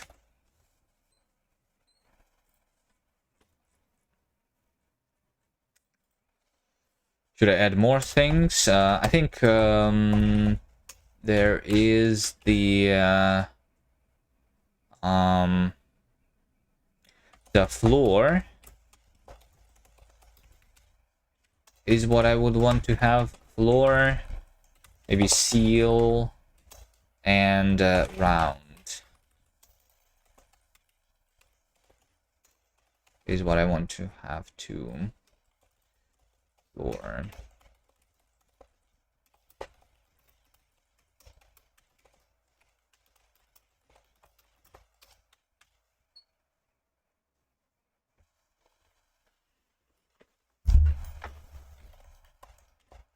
Did I have floor?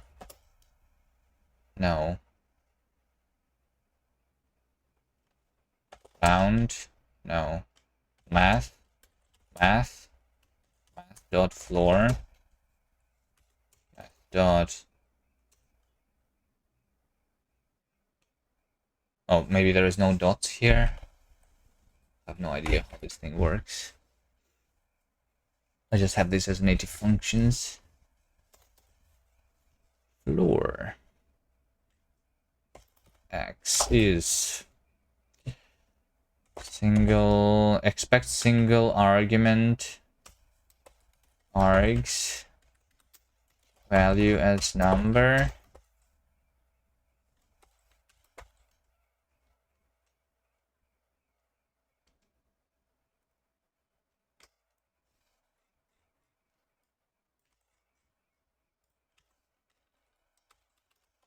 Result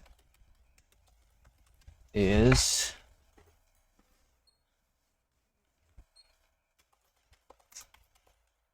floor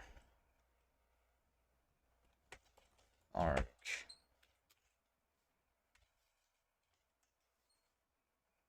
I think I just do that, right? I'll return floor into seal and floor into round.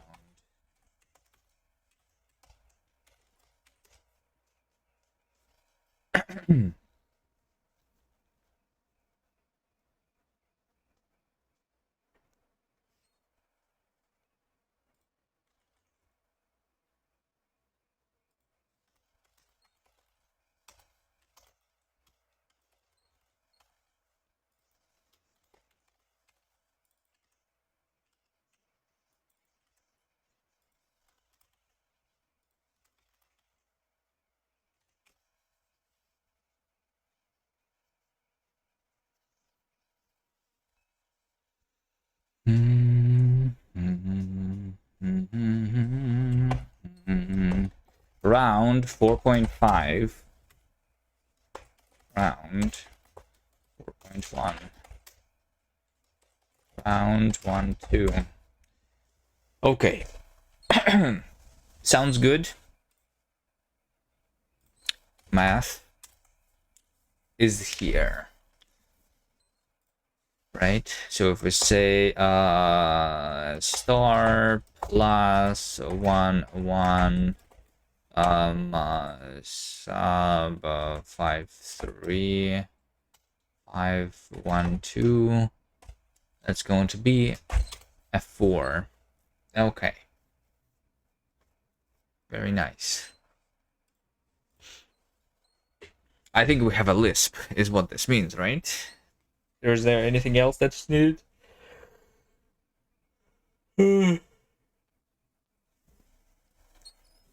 Some control flow. Oh, yeah, defining functions. Hold on.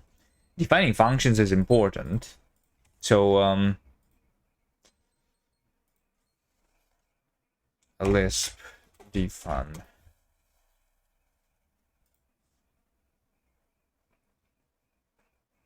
So it has the symbol, the list of arguments, optional documentation, Interactive argument passing info.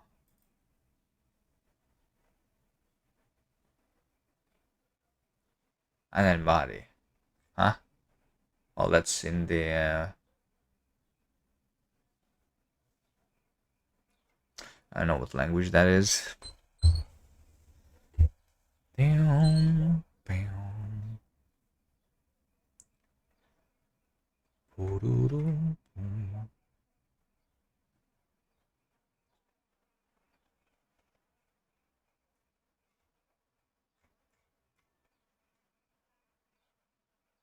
Is body just the rest of the things which are going to be evaluated? Or is body a singular thing?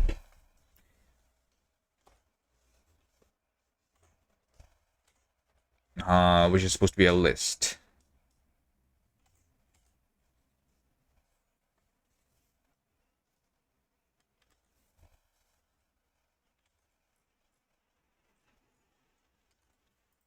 That we would evaluate. Well, it's not necessarily a list, but like just a single value, basically.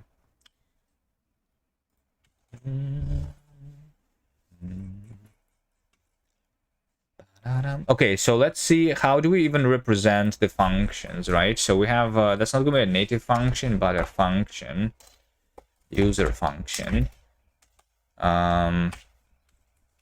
user function.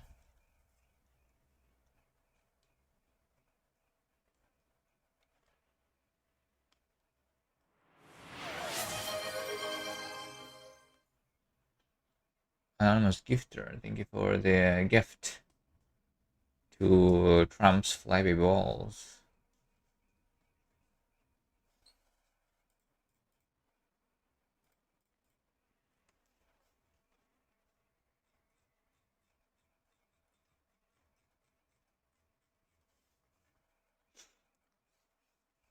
Let's also have the user macros while we're at it.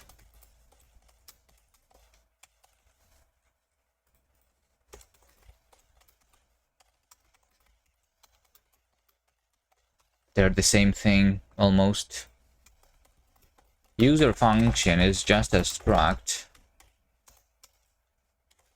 User macro is like basically a user function. Like as a data, at least. This is just the alias to this type. So user function just has the body.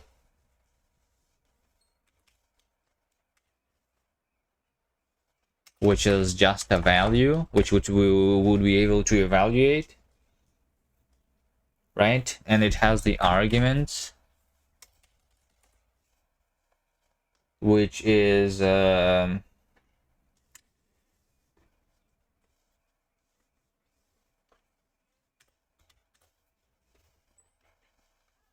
has to be a list of identifiers. Or is there like actually pattern matching in Lisps too? Here.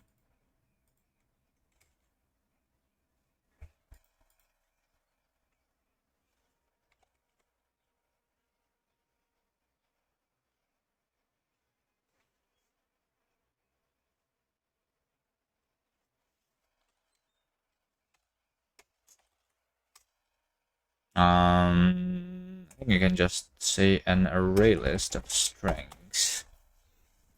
And those are the arguments.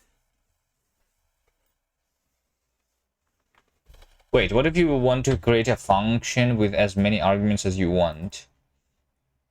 That's not doable?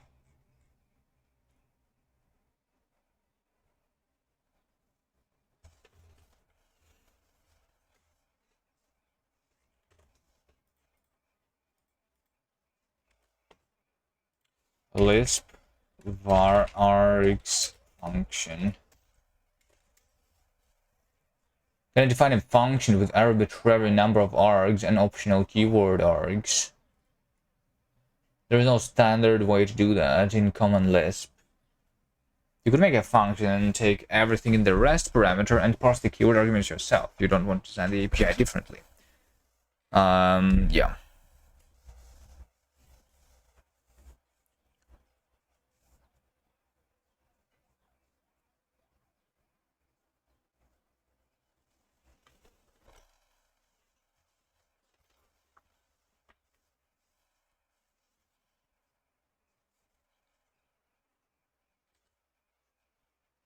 Okay, so let's just do that.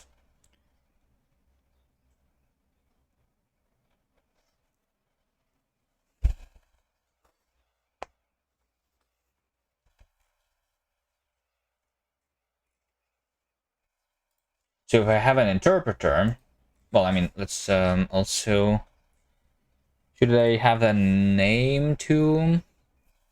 Because I think we would have the lambdas instead.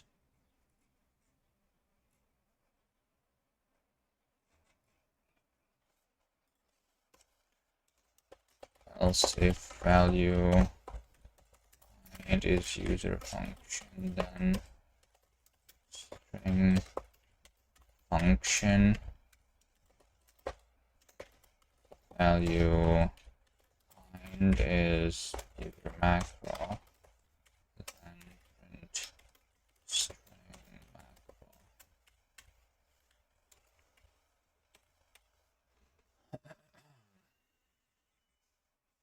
Interpreter.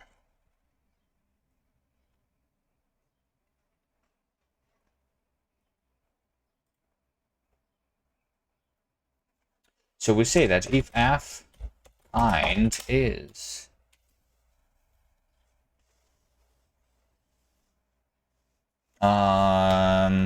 user function, then when find return with,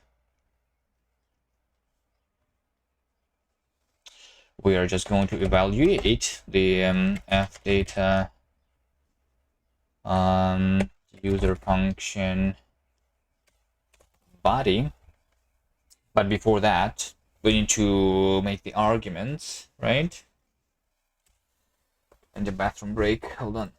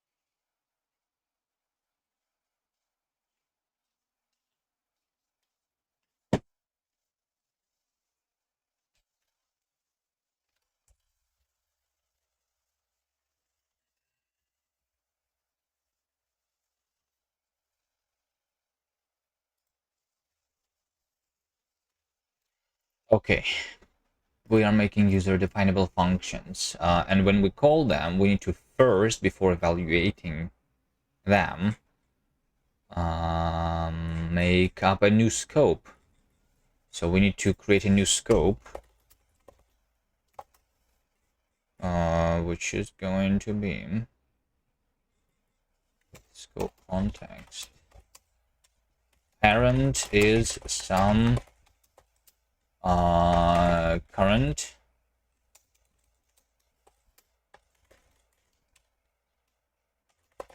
scope, and locals is locals new.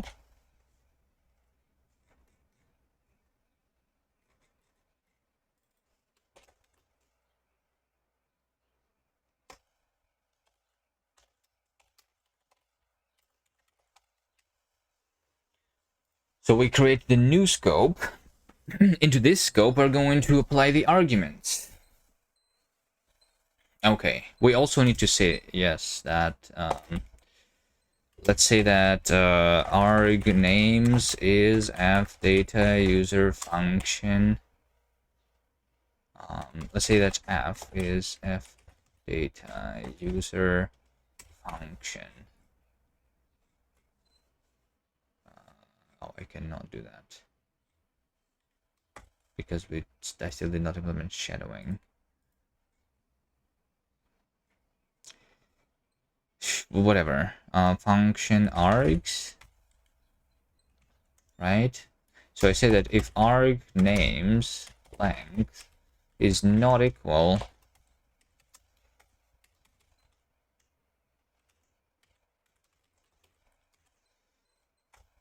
if arg names is not equal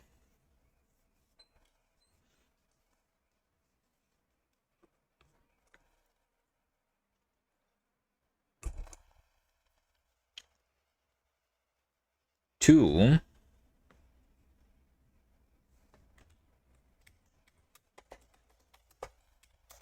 the actual args length, then we're going to say error at done.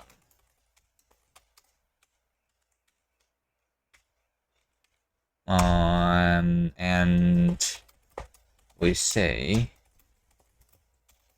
expected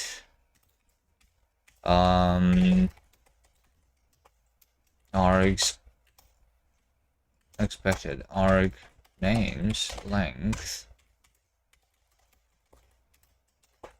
args got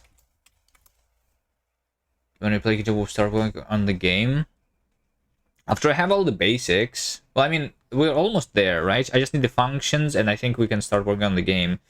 What is the game that you're making? I still need to, like, come up with a game idea. I think it should be, like, something very simple. I actually don't want to spend all 10 days, ideally, on this project.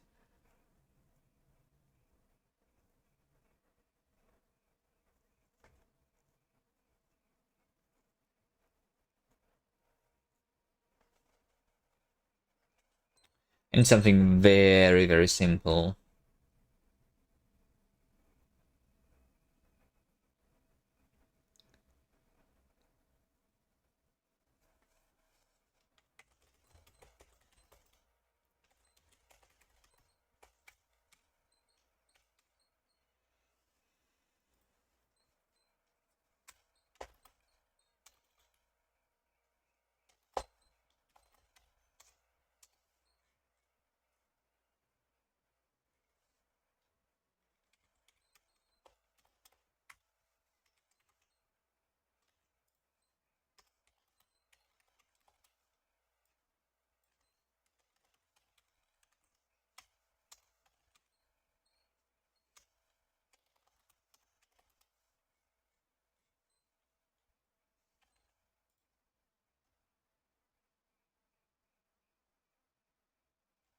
Okay, how about this? Unwind, return with call user function f data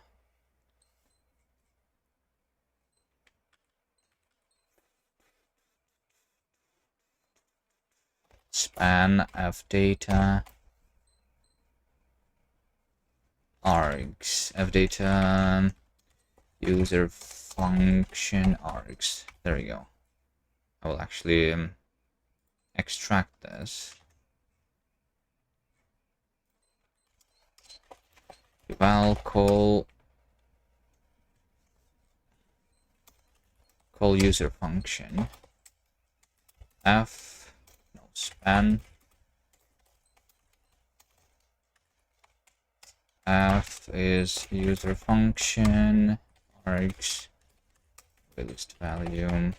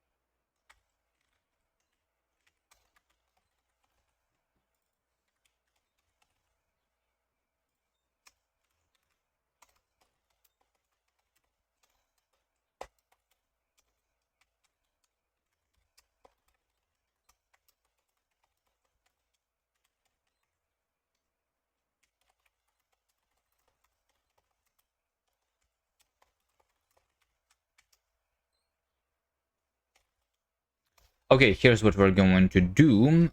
We say that name is fargs array list index, the layer list of strings, right? Like fargs at index I, and then value is index the values at f at args at I. Right, and we just say ord map add to the map of string and values. We're adding to the locals name value. There you go. That should be it.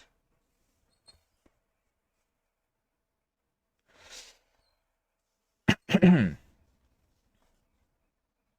just don't have a way to define it yet. So the defun is like a macro, right? The native macro. At native macro locals defun. Native defun.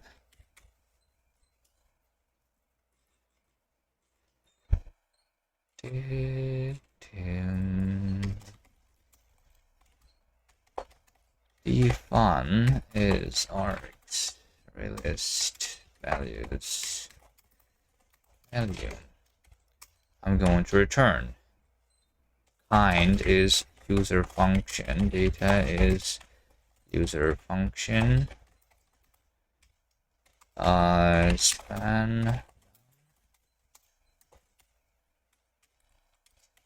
user function is args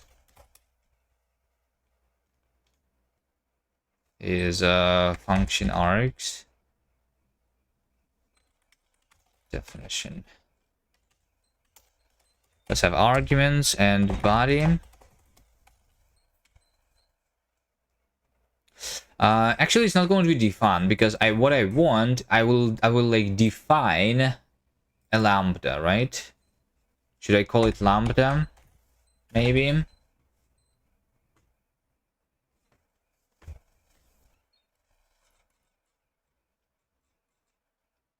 Instead.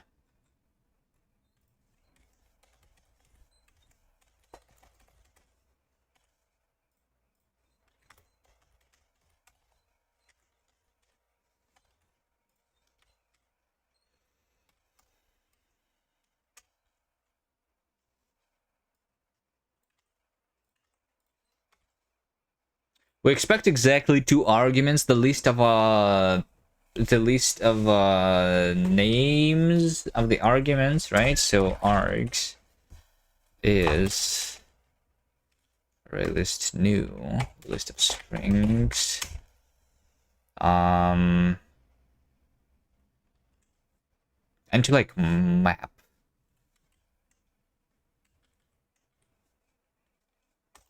Can I just map a list of values to the list of strings?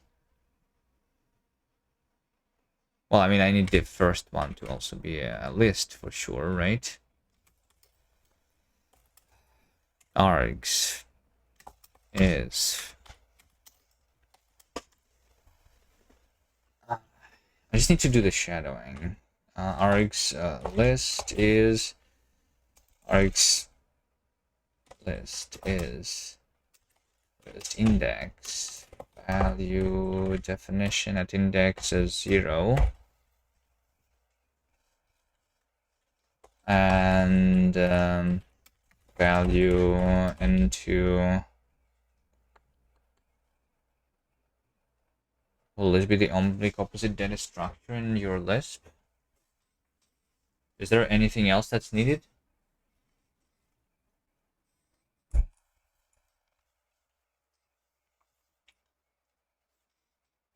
don't think there is anything else that's needed, right? Because you can represent the trees as lists.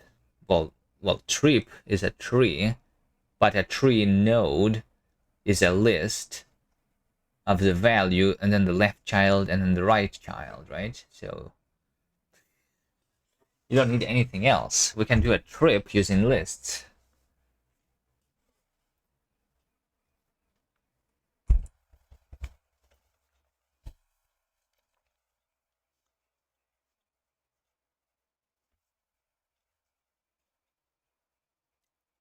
Built-in vectors, hash maps and sets. Yeah. I don't want to do too much. Yeah, I don't know. I was actually considering dropping this gem. Why am I even doing a Lisp right now? I don't know.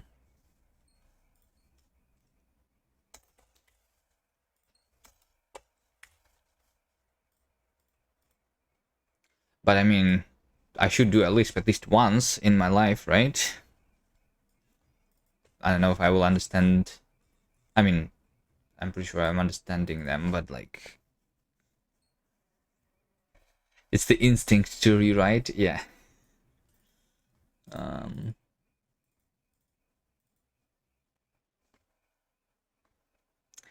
Like making things difficult for you. No, the Lisp is actually like pretty easy, I would say. This doesn't achieve anything. I mean, I was going to just test my language, but yeah.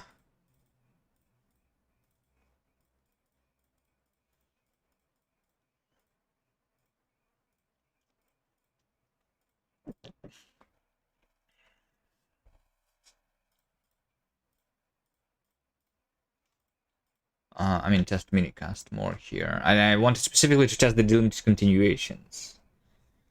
Right? And, well, I mean, yeah, we can implement the shift reset, I guess, and stuff in Lisp using the discontinuations and see if that works. But there was also an issue about the like I'm making a lambda here, right? But there's memory management problem too. I don't want to implement a garbage collector.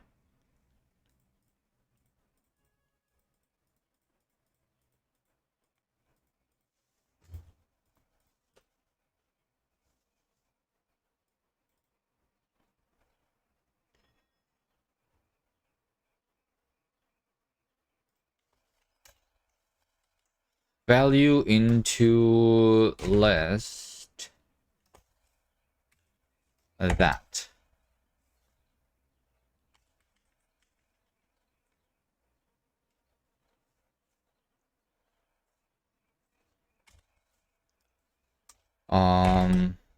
So now I have a list.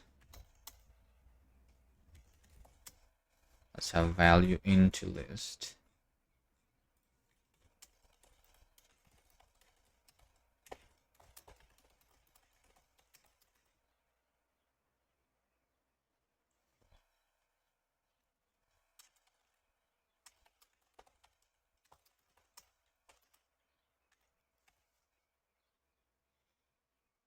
Can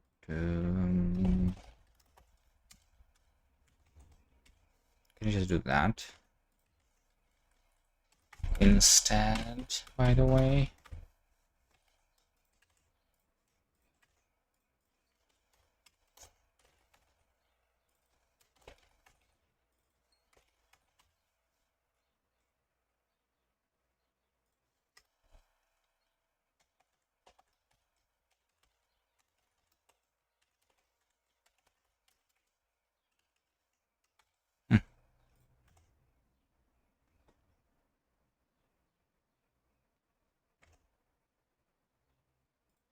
In this case, though, I don't dereference it.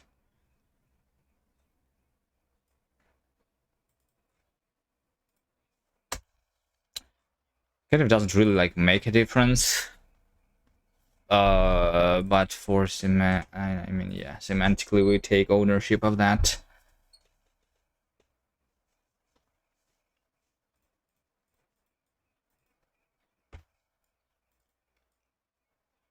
Your data list.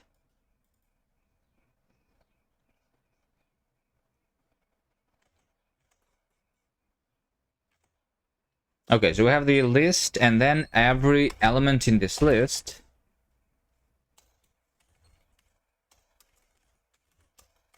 should be converted as should be expected to be a string.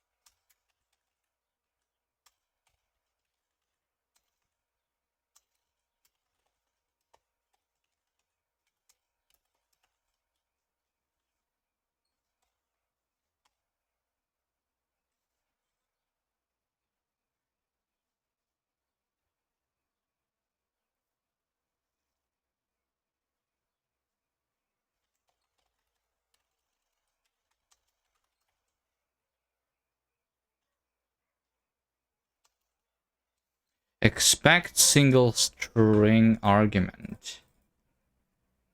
Yeah, we don't do that. Value. Just say value into string. That's going to return a string, expected as string, string.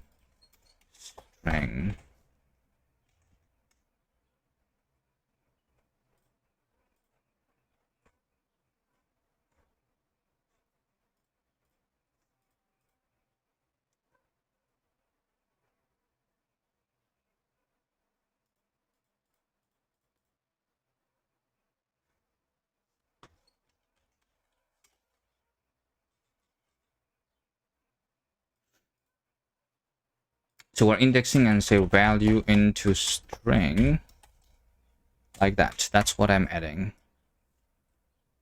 Okay, so now I have converted all the arguments into the name, and then the body is literally just going to be the index into the definition at index 1. That's literally my body.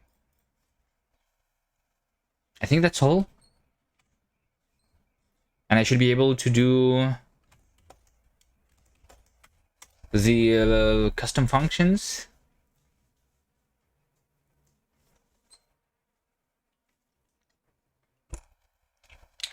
Print uint.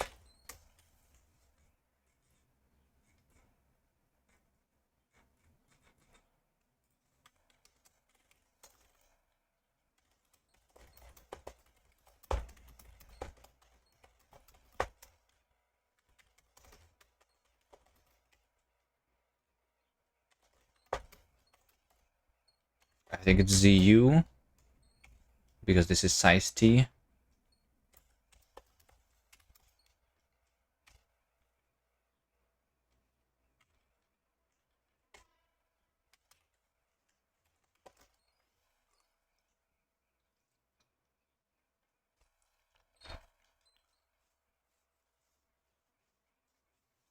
Expected one argument over here, locals, because this should be based on string equal.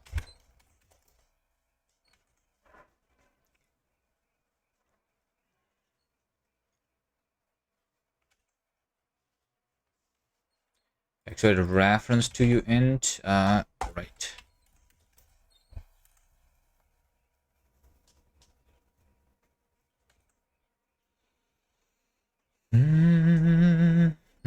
Scope cannot be used as a record. This is going to be a reference to the function scope.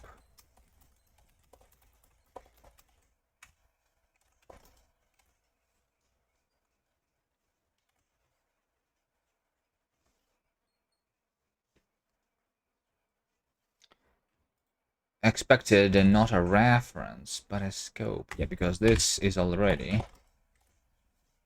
a reference.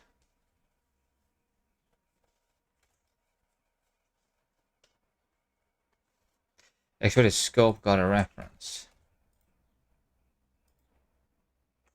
What? Did I not save? Oh, wait. Some reference to a scope.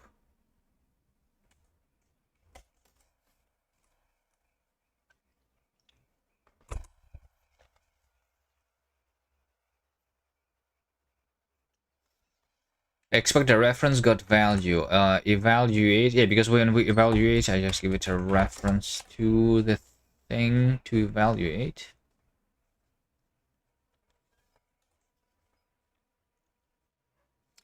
Args not found in current scope. Definition.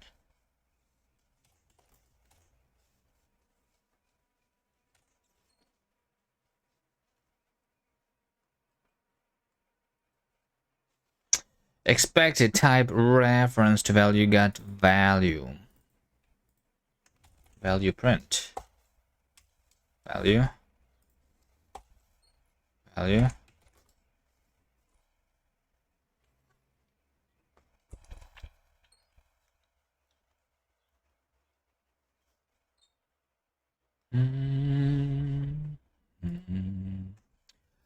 Field body has incomplete type. Wait, what? Value body.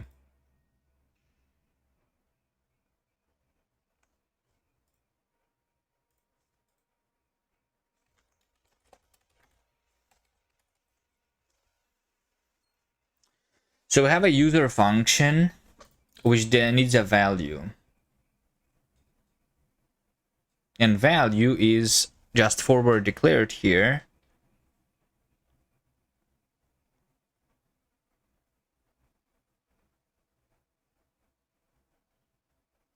Oh, right. This, like, and the reason for that is because we have the infinite size of the type. We need an indirection here because we're doing it to C, right? Because we cannot just do that. We cannot have a value which can be a function which can store a value inside. We need an indirection. So this should be not body of the function. Should not be just value. It should be like a boxed value.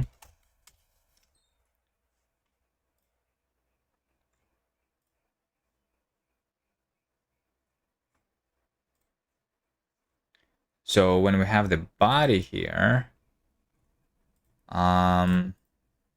it's not going to be that. Say body. Say body is allocate type allocate, and then body is equal to that. But what do we call it?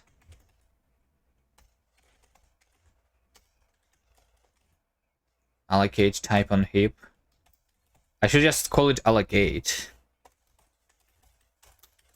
Value. We have a new value on the heap. And yeah.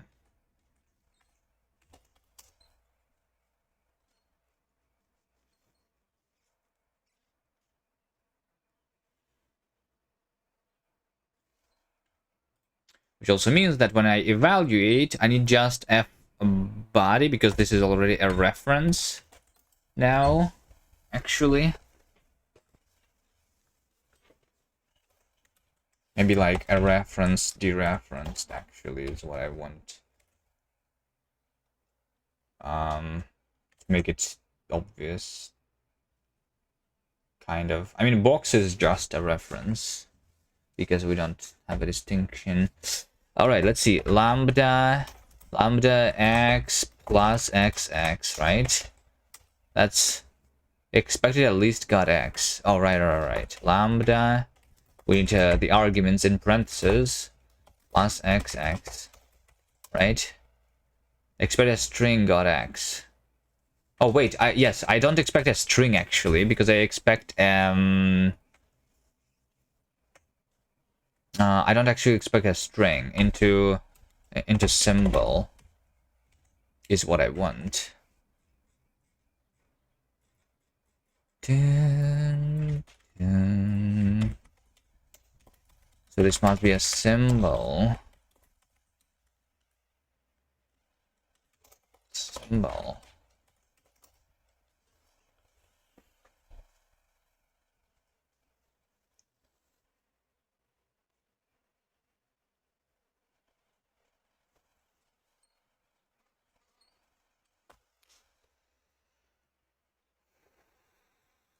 Lambda xx.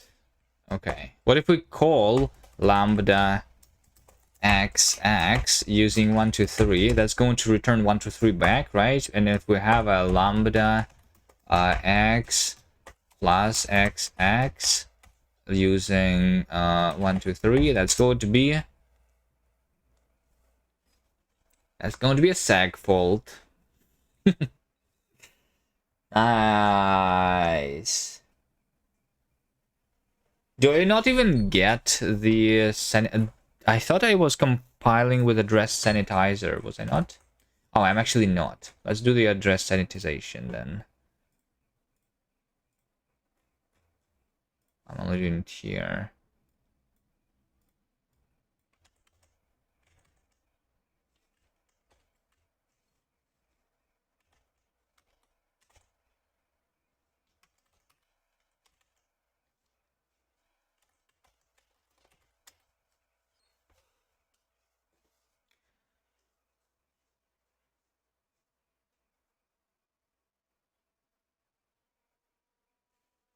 I don't know.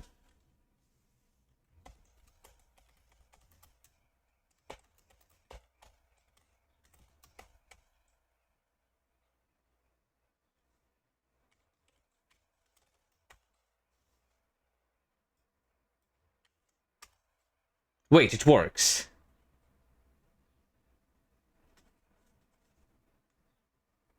Wait, what? I didn't change anything. I just compiled with a different option, adding this sanitizer.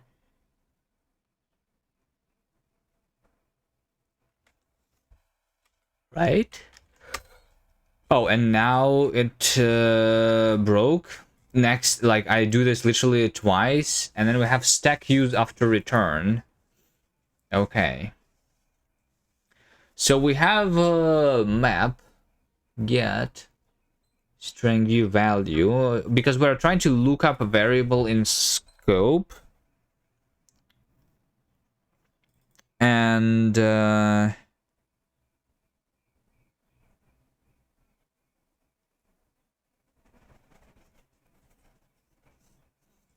I...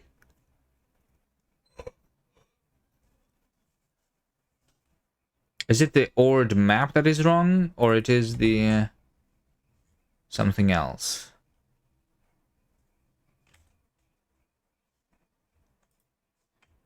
Let's see ord map.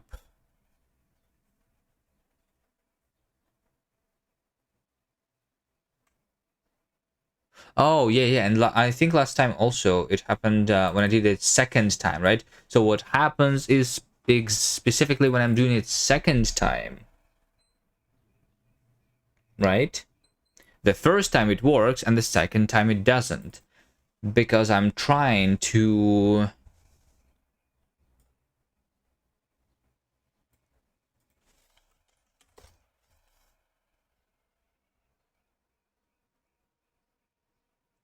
To do what?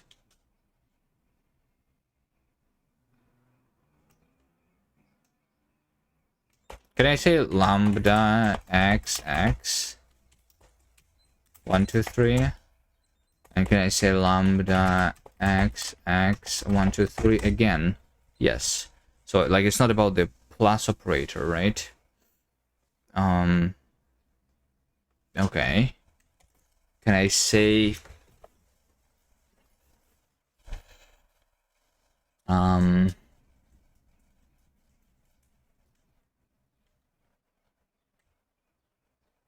can I say lambda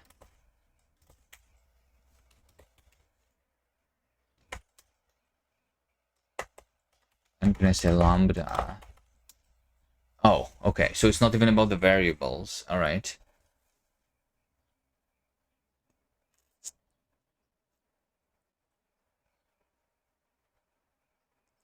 So I'm immediately invoking the lambda with no arguments, and it doesn't work because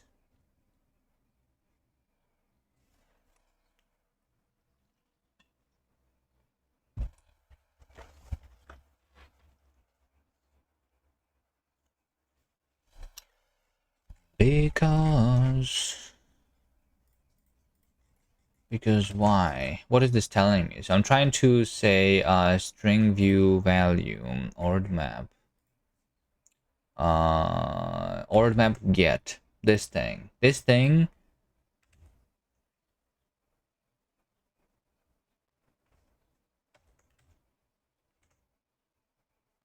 I need to do like gddb too, right?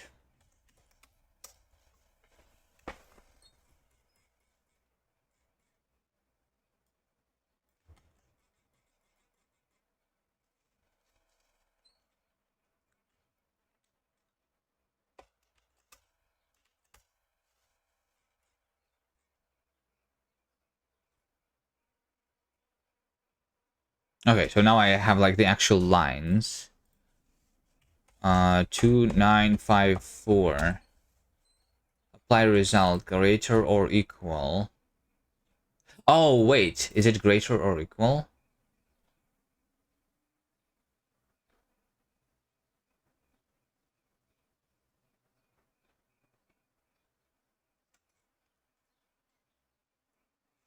No, this is uint.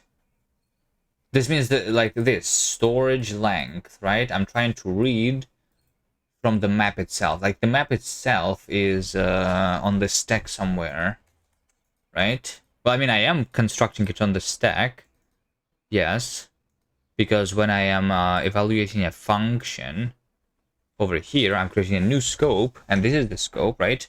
And this scope is being created on the stack, but it's supposed to only be present while we are evaluating this, and then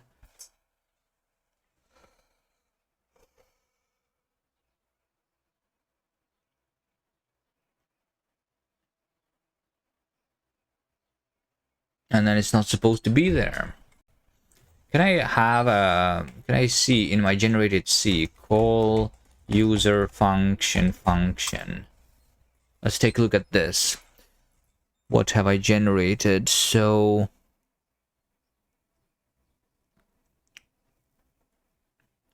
we have this defer. Oh, wait, hold on.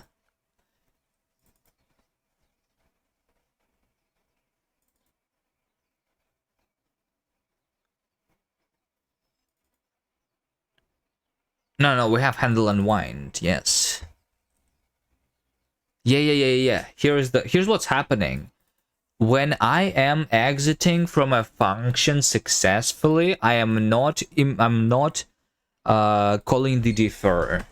Let's make a simple example here in test MKS, right? So if I say defer print string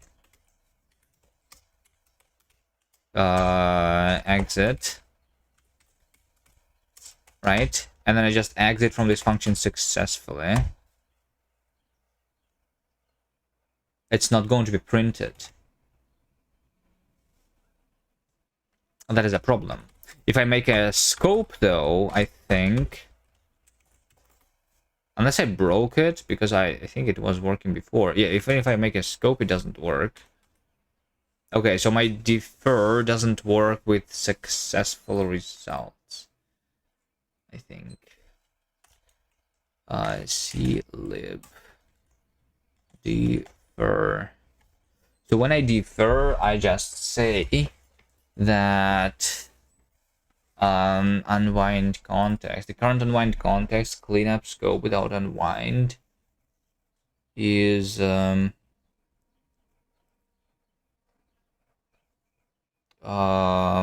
calling this function.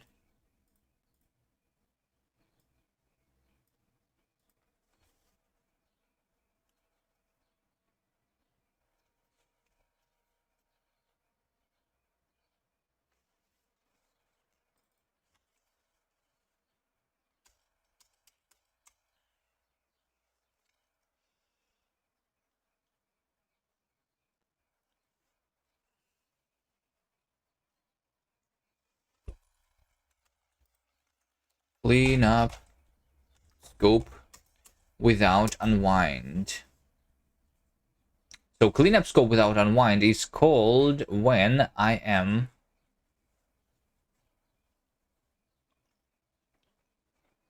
in a function. Oh, maybe I forgot about it in the scope, because we say with scope. No, we do say cleanup scope without unwind.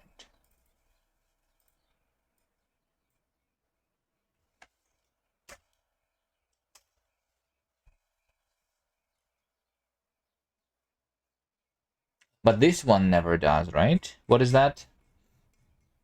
Is unwindable. No, it actually is being called. So never mind. This is when I'm adding the function impl.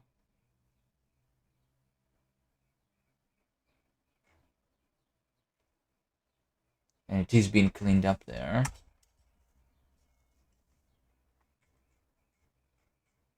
And this is the constant.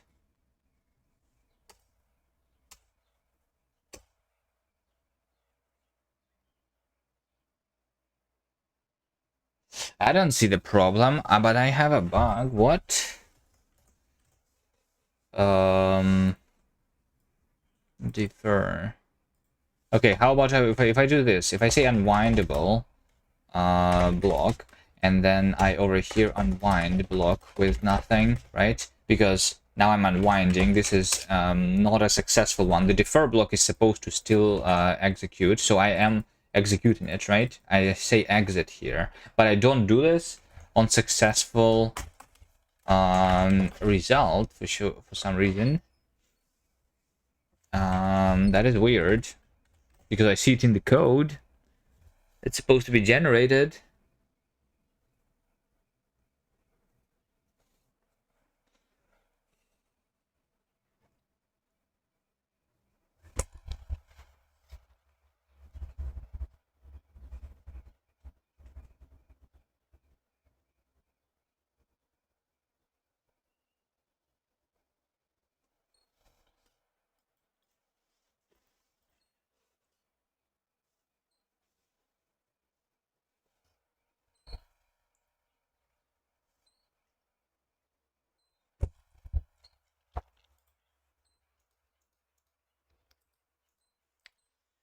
Deeper.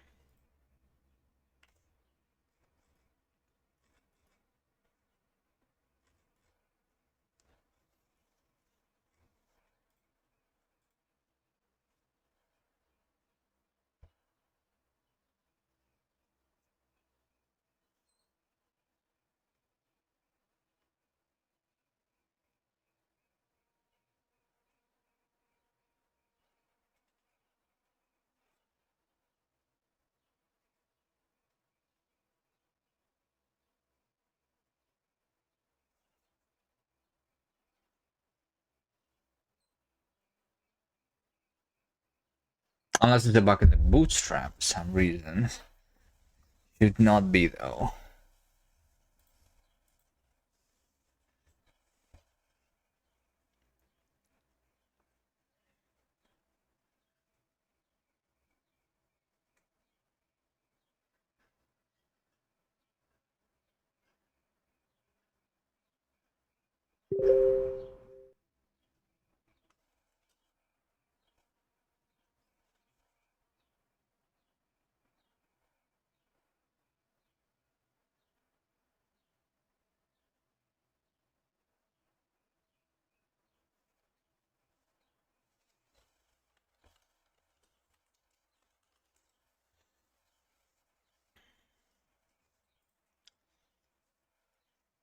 Mm, mm, do, do, do, do.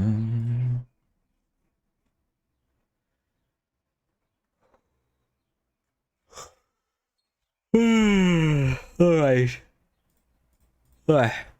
I need to fix the differ compilation, and I'm tired today because I didn't sleep long enough. So I'm going to maybe fix it off stream.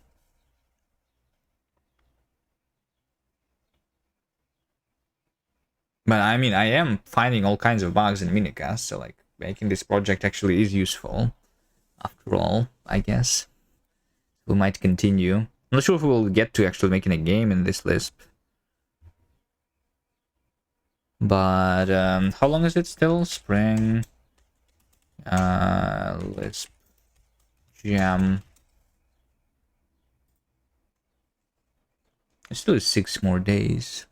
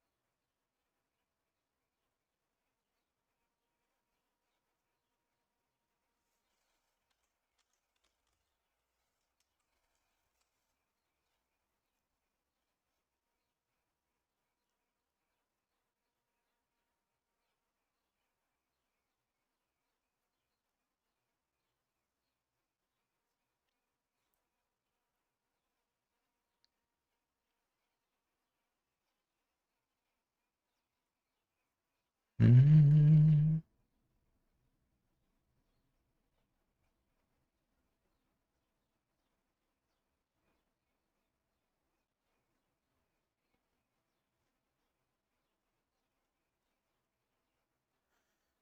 Mm.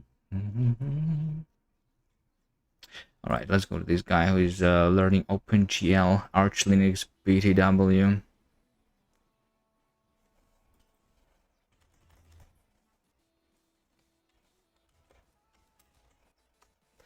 See you guys next time. Thank you for watching. Bye.